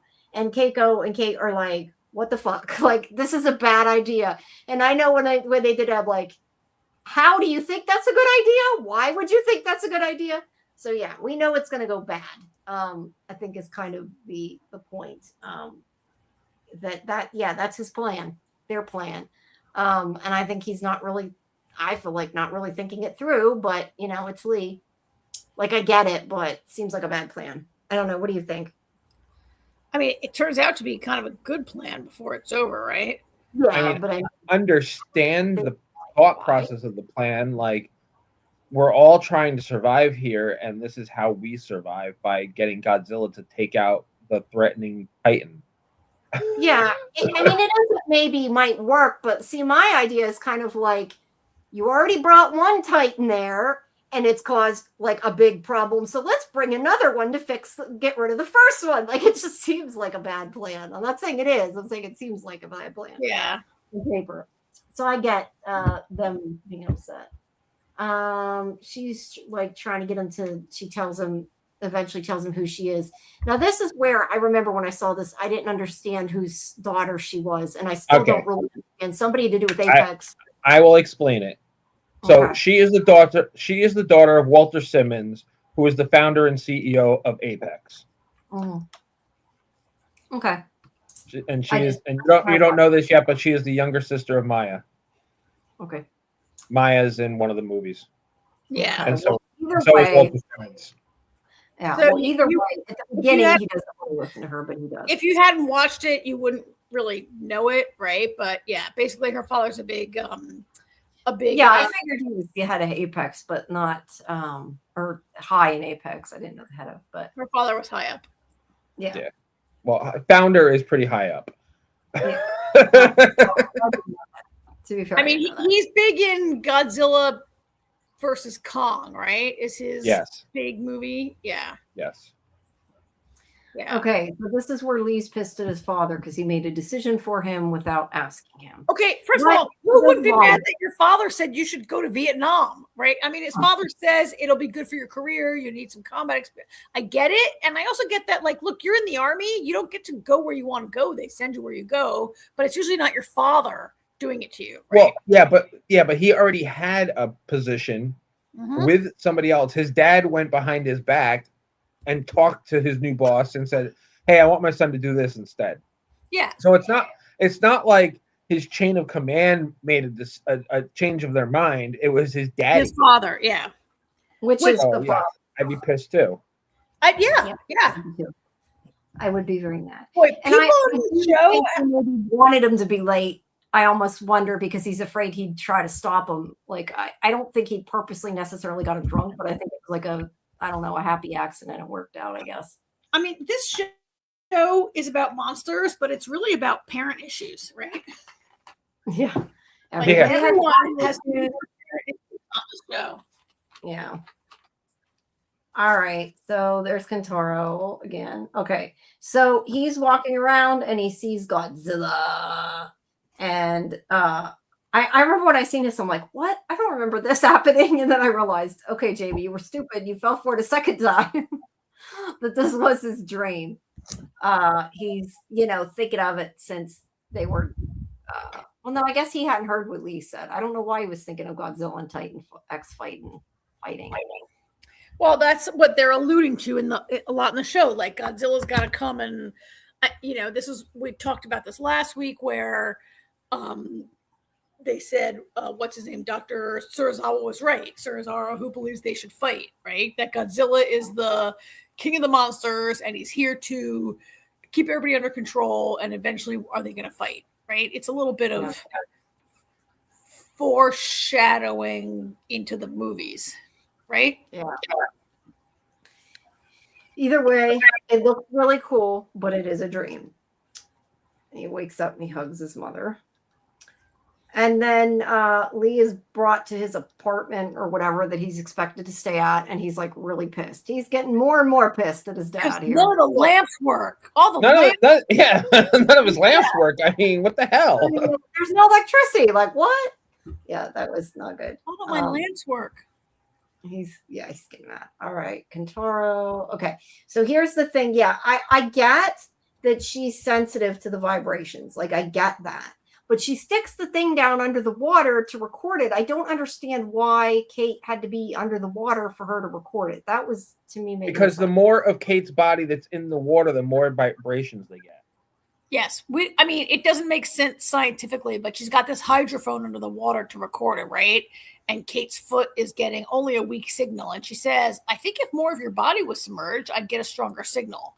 I guess Kate's... I'm just saying that doesn't make sense because... No, it doesn't.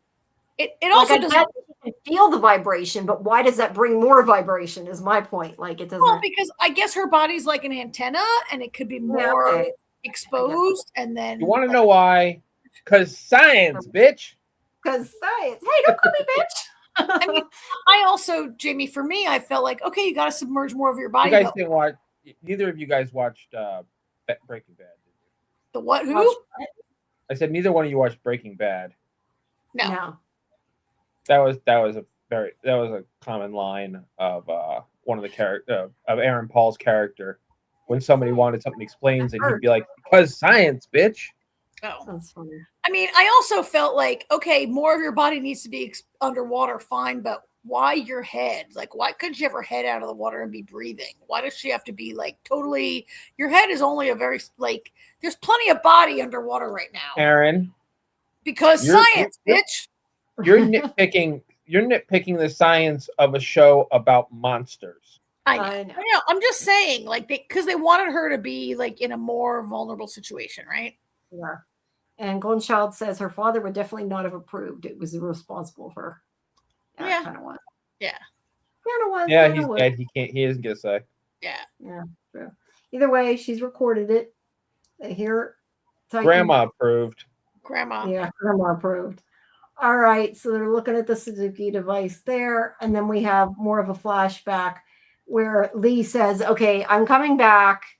I can ignore what's going on and like put the team first is basically what that conversation is. Kind of like I believe in Monarch, right?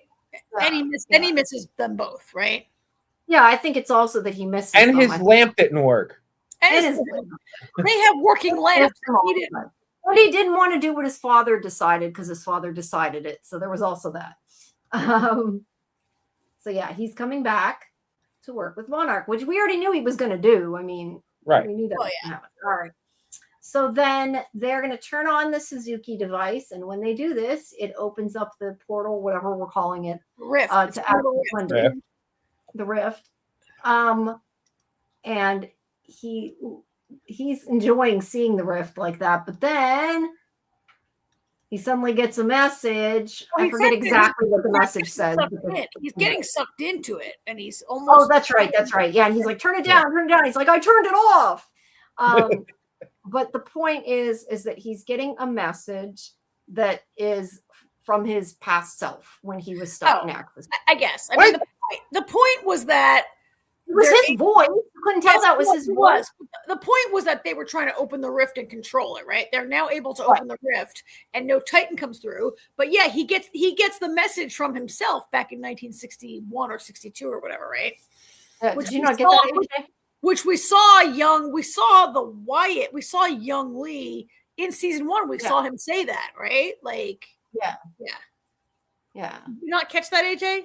No, I actually thought it was his father. Oh no, it was himself. No, it was Kurt Russell's voice. Or not Kurt Russell. Wyatt Russell. Wyatt Russell, sorry. Yeah. And I remembered we saw him when he's in Access Mundi in season 1, and he says, like, this is Lee Shaw, my crew is I don't remember. whatever. Yeah. He also, that is the other point, AJ. He also did say this is Lee Shaw. So there was also that. Oh, I thought he said this is like, I didn't think he said Lee Shaw. I thought he said Colonel Shaw or whatever. He might say Leland. He might say Leland Shaw the third or whatever it is. He identifies himself. It's him. He hears himself back in 1960, whatever, which is opening up a whole timey-wimey kind of thing. But I get it. Like, it makes sense to me. Like the rift has a type of time dilation that, right? To me, this part made more sense, and I can get down with it more than the whole, like, Kate being a conductor of which is, I think, funny because this is the more far out version of the science than what we saw with them. I mean, what do you think? Why only Kate? Why does Keiko not hear that? Well, that I don't know. That I have no idea, especially considering Keiko has felt the vibrations. Yeah, I think either of them could have done it. I guess now it's because, unfortunately, this whole psychic link thing that Kate's got going on with Titan X. Yeah. Which we're going to see one more little bit of that before you're done, right? You got a couple more thoughts here? Yeah, I think hold on. I think there's a couple more. That was the main one. Oh my God. Yeah, there's the no, there's just Suzuki being like, what the fuck? Look on his face. That was all I had. Was there something else? Well, what about the part where what, AJ? Keiko says that's a cry of help or something. The dumbest part of the whole episode, where Keiko plays the vibration, the recording back for Kate. It sounds like whale callings, right? It just sounds like whale songs. Kate's like, do you hear that? It sounds so, it's in pain. It sounds like panic, she said, right? Yeah, it sounds like it was lost or something. Yeah. She said it sounds like panic. And I'm like, wait, how would she even? It didn't sound like, to me, it just sounded like whale calls. I'm like, come on, Kate. But we're supposed to believe now that the Titan is in distress, and that's Kate speaks Titan. Kate speaks Titan, and it's in distress, supposedly. I don't know why. It seems to be a good time rampaging over the planet, but whatever. Yeah. So. Anyway, what a cliffhanger. All right. That's a big cliffhanger. That's a huge development. Yes. Yeah. With Lee. And the last couple minutes were really cool. Yep. All right. Well, we got one more.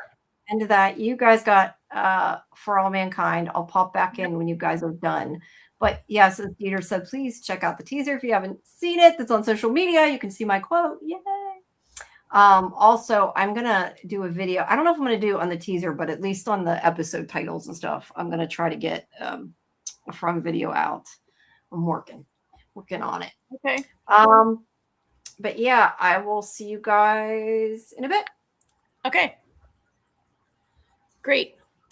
All right. So this episode is called The Hard Six. It is, why do I have a second thing open? It is episode number 2. It's called The Hard Six. It's a better episode, I thought, than last week. How did you like this episode? Yeah, it was, it's still kind of setting things up. I got to tell you, there was a second there when I thought they killed Ed. I mean, I thought they might have actually killed him. I'm not. Okay, so I want to. Do we have I don't have a solo Ed picture, I don't think, here. No. I kind of wish they killed. Here he is. I kind of wish they killed Ed. Ed to me is a.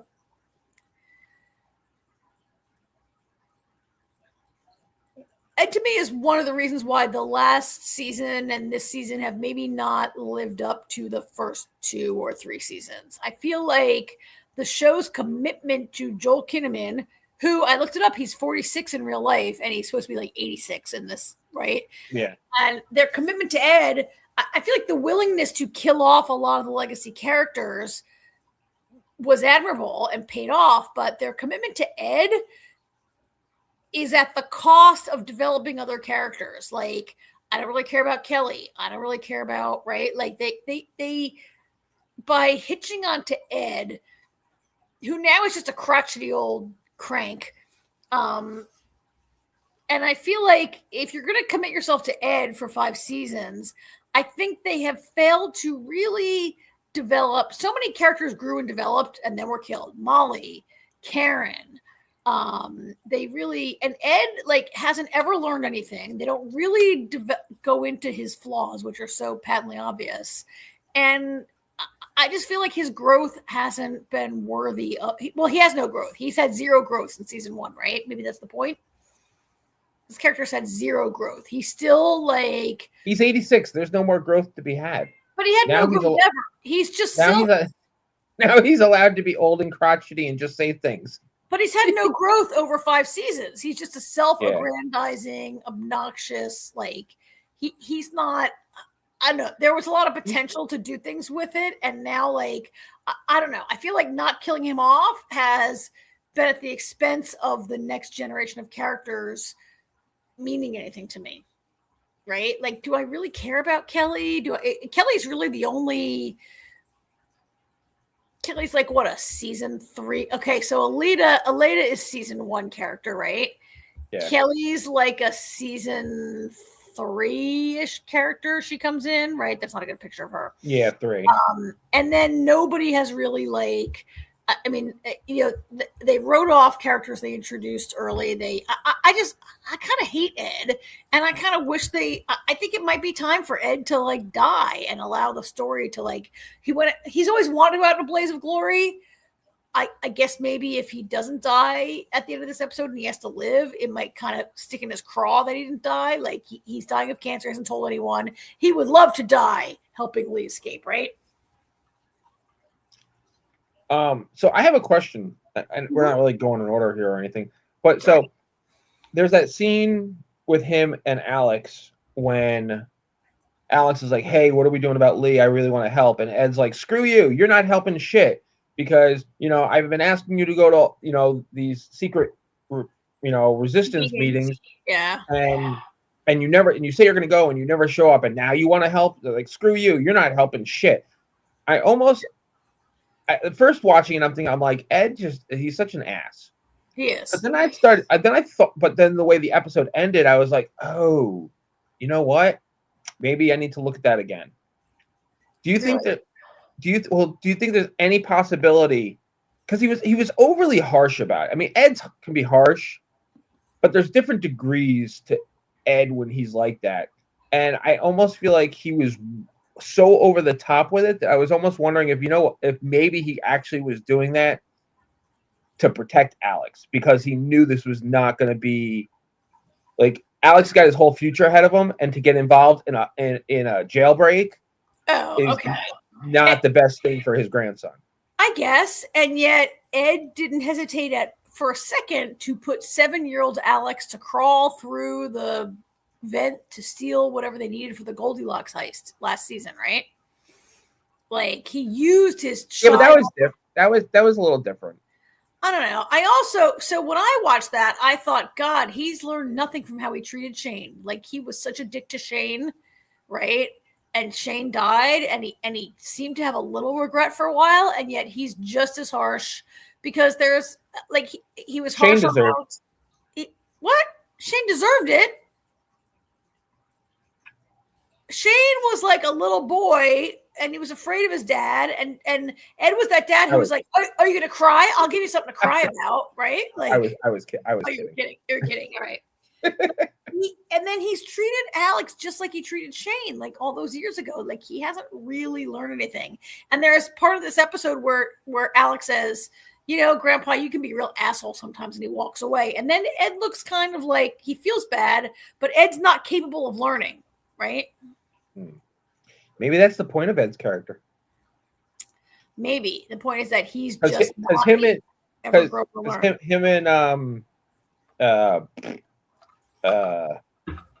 Karen, Gordo, no, Danny, Gordo. Him and Gordo. I mean, up until Gordo became just a waste.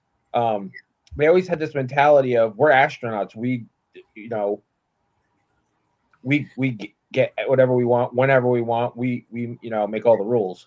Well, yeah, and he basically forced Gordo to go back to the moon when the man was clearly not able or willing or didn't want to, right? Like, Ed's a real... I mean, maybe that is the point of his character, that he's not capable of learning or changing. And he's just condemned to make the same mistakes over and over again. I guess I just feel like I wish it would be a little... I don't know.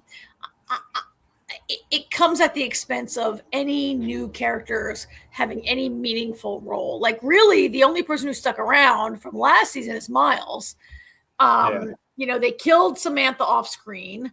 They haven't been able. The best characters from season 1 and nobody who came after season 1 has really stuck. Actually, Lily, the daughter here, is one of the more interesting characters. I think that. Yeah, I'm looking for. I mean, I really hope season 6. Maybe Ed will be gone by season 6. I was kind of hoping I would be okay, as I said, if he would die right now. I mean, what really is his purpose except for walking around being an angry man? I really thought he was dead when they got on the ship. Me too. And you see him sitting there, and she walks over. I was really waiting for her to be like, he's dead. I thought there was gonna be like blood, like there would be blood pouring down his chin and his throat, right? Like he was told, if you can't fly, they didn't really explain it, but I guess when you have lung cancer, maybe it's the changes in like. Well, no, it's because of Mars's gravity. So by being in the ship and flying, that changes all that. Yeah. The gravity of Mars, which is keeping him alive. Yeah. Because when he's flying, he's putting G forces on his body, physical force on his body that doesn't happen being on the surface. Yeah. So. All right. So flashback, the main part of this episode. So I cannot believe that in 2 episodes, Apple has not released a photograph that includes Lee, who is the main catalyst of the storyline, right? Lee, the North Korean astronaut, who is Ed's like old friend, is accused of committing this murder, and this whole episode centers around his arrest and jailing, and he's going to be transferred to Earth for trial, right? Which I guess, correct me if I'm wrong, it's a violation of like the Mars Charter kind of thing or whatever, right? That if you commit a crime on Mars, you're supposed to be tried on Mars, but like Earth is pretty pissed at Mars, and they just want. Well, it's because and he's North Korean, right? Well, the problem with Lee is he's not technically a Martian. Well, nobody is. Nobody's been born on. The only person ever born on Mars that we know of is Alex, right? He wasn't even born on Mars. He was born in orbit. Yeah, but Lee. But when I say Lee isn't a Martian, he's not a citizen. Lee is only there because they won't send him back. Like he's not like Lee's. It's ironic. Lee was the first man on Mars, and he's an immigrant technically. No, but Lee was working in the North Korean station. Yeah. In Happy Valley. Is not considered, but there. Lee is. But I know. But after everything that happened, his everything, his position and everything was revoked. So he's not even there like on work visa. You know what I mean? Like I remember North Korea pulled out of the M7 or M6 agreement. Like all the nations that agreed to work in Happy Valley, North Korea pulled out. He stayed there. He's kind of like an asylum seeker who's being kicked out, much like most of the asylum seekers in our country. He was the first guy there, and he's not even. Yeah. You know. That's why they're sending him back, because they can't say no because he's not an official citizen technically. Yeah, and because I think a theme of this season that we're seeing is that so I'm just going to put a picture of Boyd because we don't have pictures, but the police force is called the MKP, MKD, MKP, MPK. MPK. They're the Mars I don't even know what it stands for. Police Killers. There it is, MPK. The Mars Police Killers. I don't know, the MPK they're called, right? And they're like the military force, and they are pretty fascist, right? Like ever since the Goldilocks episode, there's a real crack to, and I get it, kind of like you had an insurgency, and yet how do you like the part of this show where there's a lot of like the conflict is institutional, right? Like the people on Mars are trying to have a society, and the powers that be, the people on Earth are like, we want all those minerals, but we're kind of mad how much money we have to spend to get those minerals. And there's a big like, right? Like I kind of like that part of the show. I know a lot of viewers could be maybe get bored with it, right? Well, that's, I think, some of the better, more people, more interesting parts of the show, because like you said, it's kind of like they need us to want to get invested in these characters, Yeah. Like they've kind of, I mean, honestly, they've really cut down on main characters in this show. I mean, seasons 1 through 4, we had a lot of characters. Yeah. And now we've kind of, we're relegated to the Baldwins and a few other people. Yeah, it's more interesting to me also because I think we said last week I was a little worried. Like, I do not just want to watch a straight up murder mystery where Boyd is trying to solve a murder on Mars, right? Because it's definitely going to be more convoluted than that, especially with what Boyd discovered this episode. Yeah. So Boyd, let's talk about Boyd, what she's discovered. Boyd seems to be the only person on Mars who has an inquisitive mind and would like to find out what really happened, right? Yeah, yes. Completely agree. And her boss, I think her boss named Powell, I think, right? He's like last week he's like, last week he's like, oh, it's a suicide, whatever, we're done. Fill out paperwork, let's be done with it. And then he's like, oh, all right, it's a murder, but it's straight up, let's be done with it. The guy does not want to, like, he's not an investigator, right? He's just a security guard. And then he goes to Miles and he's like, hey, remember that deal we made? Oh, so I remember that deal that we made. It wasn't a deal. What do you think about that? That was not a deal. That was like, I tortured you until you told me something. Right? Pretty much. Like the deal is... No, but he did make a deal with that part, yes. But then with the higher ups, he did make a deal that, he would keep the insurgents under control, basically. I mean, the deal was last season, Powell beat the shit out of him until he admitted where the Goldilocks HQ was, right? Yeah. And they were raided and arrested or whatever. And then he's like, I'll tell. To me, it's not feasible. I cannot believe that Miles hasn't already said to them, hey, I'm sorry they tortured me. I'm really sorry that I gave in and told the truth. Like, how is it possible to keep it a secret? It's simple. You don't tell. Okay, well, why not tell now? Why not then be like, listen, I want you to know. First of all, couldn't Ed and them figure it out? Like they knew that he was locked up in a room. Like we saw his friends come in and rescue him. They knew he was beaten up. They knew he was tortured. Like they don't know that he told, though. How could they not? It just seems to me to be a kind of a weak, blackmail attempt. It seems to me I'm surprised I don't already know. I'm surprised he could just be like, "Hey, you guys," but he couldn't. There's no way he could tell them now, because one thing about a secret like that is the longer it's a secret, the worse it is when the truth comes out. All right, it's been 10 years now. Yeah, that'd be really bad. Hey, remember when all those people died? That was my fault. kind of. I'm just surprised that they didn't know or they couldn't figure it out already. But anyway, so he's there was like, no guess what, reason Miles? to I'm going figure to it tell. out. And you're gonna, Because I'm sure he was like, all right. he's like, they look what they did to me, and I didn't say a word, you know? Yeah. Yeah. And now he's like kind of a rich guy, right? Like Miles has like over the years become like the major like retail. They opened a restaurant. Yeah, he owns the whole food court, right? And he's gone legit. He's like a guy that was like had an illegal organization and he's gone legit. Yeah. And his family, he's a family man and whatever. And I mean, I guess I shouldn't bitch about it. The important part is that Pell's got leverage over him and it's gonna like drive Miles's actions.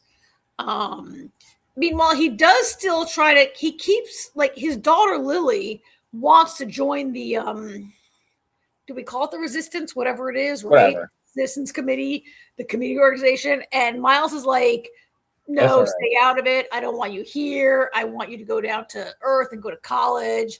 It's the opposite of like Alex and Ed. And Ed's like, why don't you come to the meetings? Come to the meetings. And Alex is like, whatever, I don't care, right? And Alex wants to go to Earth. And he can't, right? He wishes he could, but he can't because his body can't like take it. Which reminds me a little bit of the. Well, no, he can go to Earth, but he wants to stay. He's staying on Mars because I think he does want to stay. I think he wants to go to Earth. We have seen him using the. No, that's what I said. That's what I said. He wants to go to Earth, but he's being family obligated to stay. Well, I also think that yes, his family obligated because his grandfather thinks Mars is the greatest thing ever. Of course, he's under house arrest on Mars. So this is a question I have, AJ. Why are they extraditing Lee to Earth, but Ed gets to stay on house arrest on Mars? Why wasn't Ed? It'll kill him. What? It'll kill him. Well, I mean, but the event happened 10 years ago. He's been under house arrest for 10 years since the Goldilocks, right? I don't remember the reason behind it, honestly. Well, we never saw it. It was just like a headline. Yeah, it was something to do with. I mean, Ed committed because he was found guilty. He was found guilty on Mars. It was something about there was, I forget. There was more to it. I forget what the hell it was. Basically, if they send him back to Earth, they were gonna like put him on death row. Oh, Jamie, MPK, Mars Peacekeepers. Thank you. Thank you.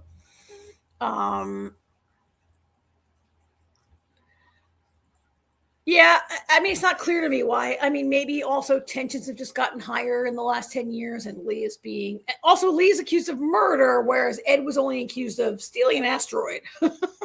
Right? Like, it is the first murder on Mars that Lee is accused of.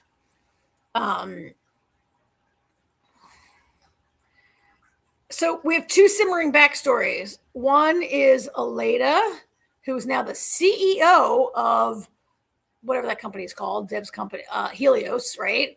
Yeah, I was right. Hold on a second. What? Go ahead. Ed's on house arrest on Mars rather than Earth, primarily related to age-related health concerns that make a trip back to Earth's higher gravity physically impossible. Okay.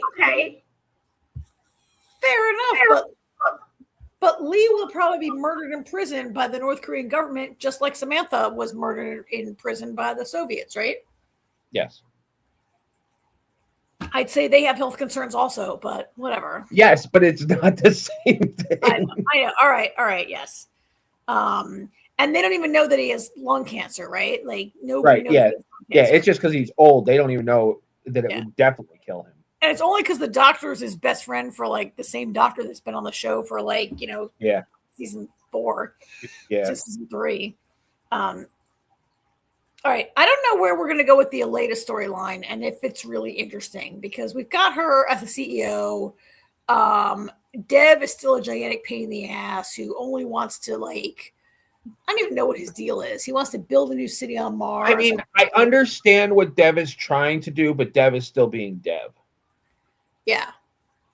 Like in theory, his idea is great.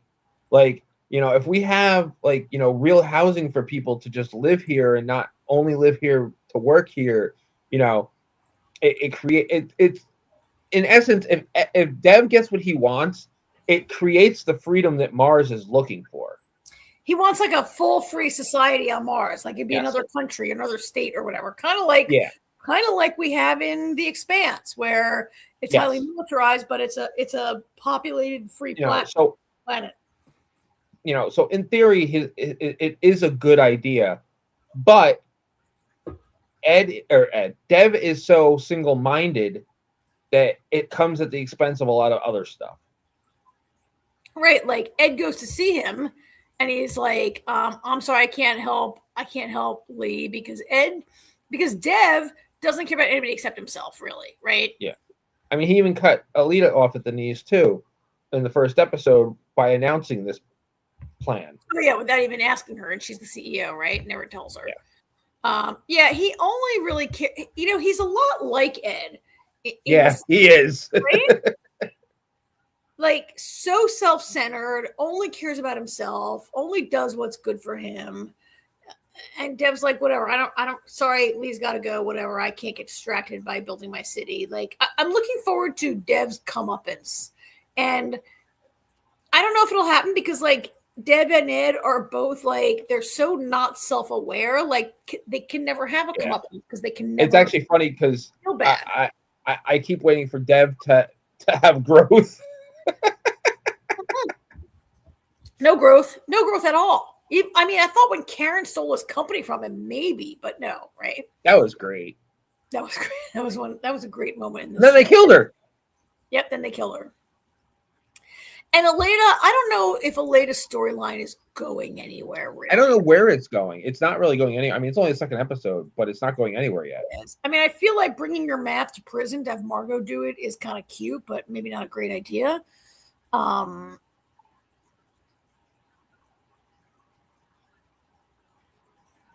And so then we have this other part where Ed goes to the governor, Lenya, they call him, right? He goes to this. Now, this guy's a cosmonaut also, right? But he actually acts like a giant bureaucratic asshole in these scenes. Well, right? he is now. Yeah. And he's been around since what, season 3? Yeah. And now he's the governor. And he actually is like, oh, didn't Lee do this and that? Didn't Lee like pull a gun on you? And Ed's like, you mean like 30 years ago when he was afraid and didn't speak English? And I mean, everything it's taken out of context. It is because that's what bureaucrats do, what fascists do. Yeah, to fit his narrative. Yeah. And so really, so I keep going to say these words, but they kind of gave Ed no choice. But like, oh yeah. I want to be like, hello, Dev. Hello, Lenya. Have you met Ed? Of course he's going to go on this rescue mission, right?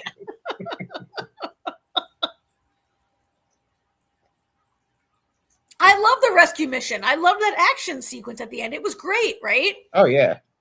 Like, Ed knows every single thing about Mars from the day they got there. He knows every system. He can think his way through. Like, of course he's going to plan an escape. And I think Powell deserved it. Like, okay, you know how in this episode they're taking Lee to be transferred. If I had a high profile murderer and a very controversial situation, do I need to walk the guy through the food court where like every single person who lives on Mars is hanging out there and make a huge like it was a terrible, terrible decision, right?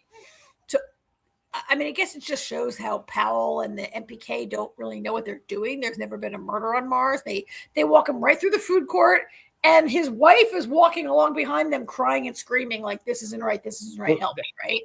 Yeah.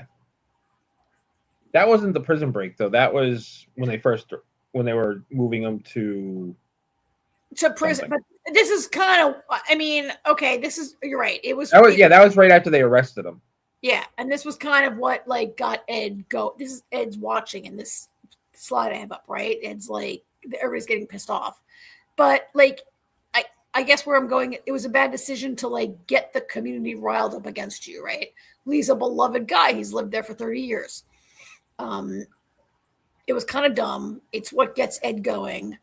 And he plots this escape.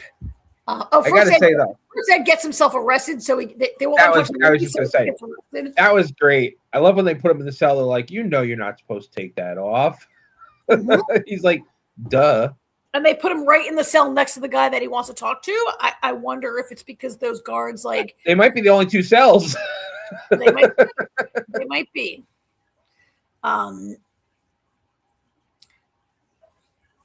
How did you like the escape scene where we don't have a shot of Ed flying? I have a shot of Boyd flying in pursuit. We don't have Ed flying the hopper. I thought it was surprisingly exciting for two very slow moving, three very I know. Slow speed chase. Woohoo! They looked like golf balls with legs that were just like hopping. They're called hoppers. It was pretty exciting, and it was kind of once I got it, I was like, oh yeah, there's another base. The North Koreans have a base. Yep. It's like North Korea, India, and like Pakistan have their own base, right, together. Yeah.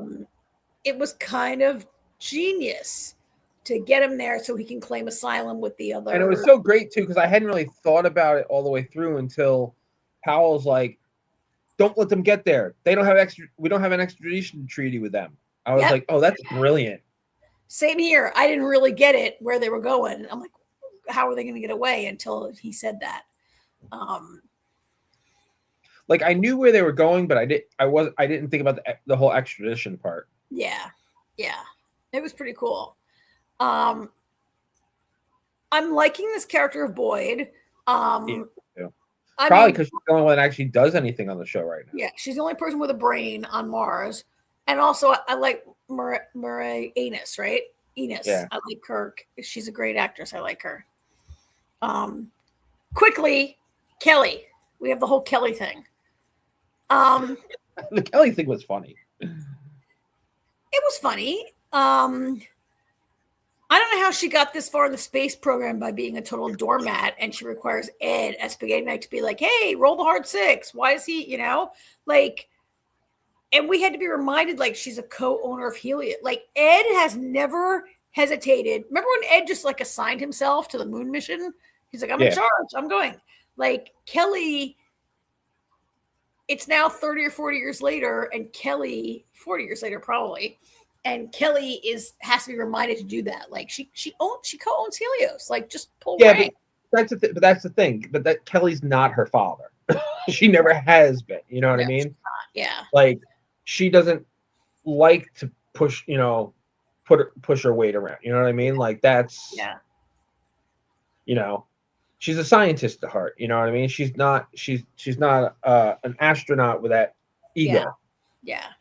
But I thought that when I say the scene was hilarious was the dinner scene when Ed says roll the hard 6. He's like, you're a Baldwin, and poor Alex is like, and Alex is funny too because Alex is like, she's like, Kelly's like this, that, and the other thing, and Alex is like, Mom. Mm-hmm. He's like, it was funny because Alex is kind of like, Mom, I think you forgot who you are because there were certain things Kelly was saying, and Alex was like, Mom. So. I feel a little bad for him. What's at stake here is Kelly is fighting to go on a mission to Titan, which is one of the moons of Saturn, right? They're going to bypass Jupiter, go to the moon of Saturn to find this. They think there's life out there. And I'm just like, so Kelly is kind of just like Ed. Like, how Ed left his family, left Kelly, left Alex to go to Mars. And now she's like going to maybe do the same thing, right? Like, yeah, it's kind of uncool. I'll tell you what, though, the guy that was telling Kelly no, he's a dick. Like, she's absolutely right. I mean, I agree with Kelly from the beginning, not just because it's Kelly, but if you want to stay ahead of everybody else, you can't just send another probe. Yeah. Yeah. And he's like, oh, but this is how protocol works and everything. And it's like, and well, nothing ever got discovered or, was accomplished by being safe. Sometimes you gotta push the envelope a little. Yeah. And she's like, humans have to go, humans have to evaluate it. It's actually a little bit of like the conversation we have nowadays about AI. Like, you can't just have AI. You have to have a human in the loop to be a part of that, right? I don't think they're going to find life. I don't think that's where this show is going, to find life in the You don't think so? universe. Well, I mean, they kind of already found life. Well, That's they the whole found point. like some microbes or something, right? Yeah. That's life. Yep, it's life. All right. Yeah. So Maybe it'll make Kelly more interesting on this journey. she's pretty boring. Kelly's a pretty boring I mean, character. again, it's 2 episodes. I keep forgetting that. I mean, I liked her when she first got up there and she fell in love, and they were like, she was such a cute and fun character, right? And then she just sort of like, they didn't know what to do with her. Well, because her job is actually very boring. Her job is boring. Her job is looking at microbes, yeah. So, all right, I think we covered most of it. Anything else for this episode? No, I think we're good. All right. Jamie, you still out there? There she is. All right. I am here. I am here. All right, I think we're ready to wrap it up. Yep. All right. Well, everybody, please make sure you come back Thursday at 11 for our Daredevil deep dive and our watch party at 9:30 in Discord. And yeah, right now, I don't know if you're coming to watch Daredevil. If Kimberly's still awake, I think we're going to watch it. I don't know. You said you were done. Are you going to watch it? Maybe I'll watch it. Oh, Doc Okay. Kaiju's here. You missed us. Sorry. Yes, Oh, Doc. you missed it, Doc. Hi, Doc. Bye, Doc. Yes, thank you for coming, Doc. If you missed it, thank you. All right, I'll join you, Jamie. I'll join you there. All right. All right. Okay, well then we will go watch the new Daredevil if anybody wants to join us in Discord in a few minutes. All right. Assuming that we don't sit and chat again this time when we disconnect. Nope, we'll do it. right. All right. Have a good night, everybody, and make sure if you haven't, you check out that little From trailer. Yep. Too. Cool. All right. All right. Good night, everybody. Good night, everybody. Bye bye.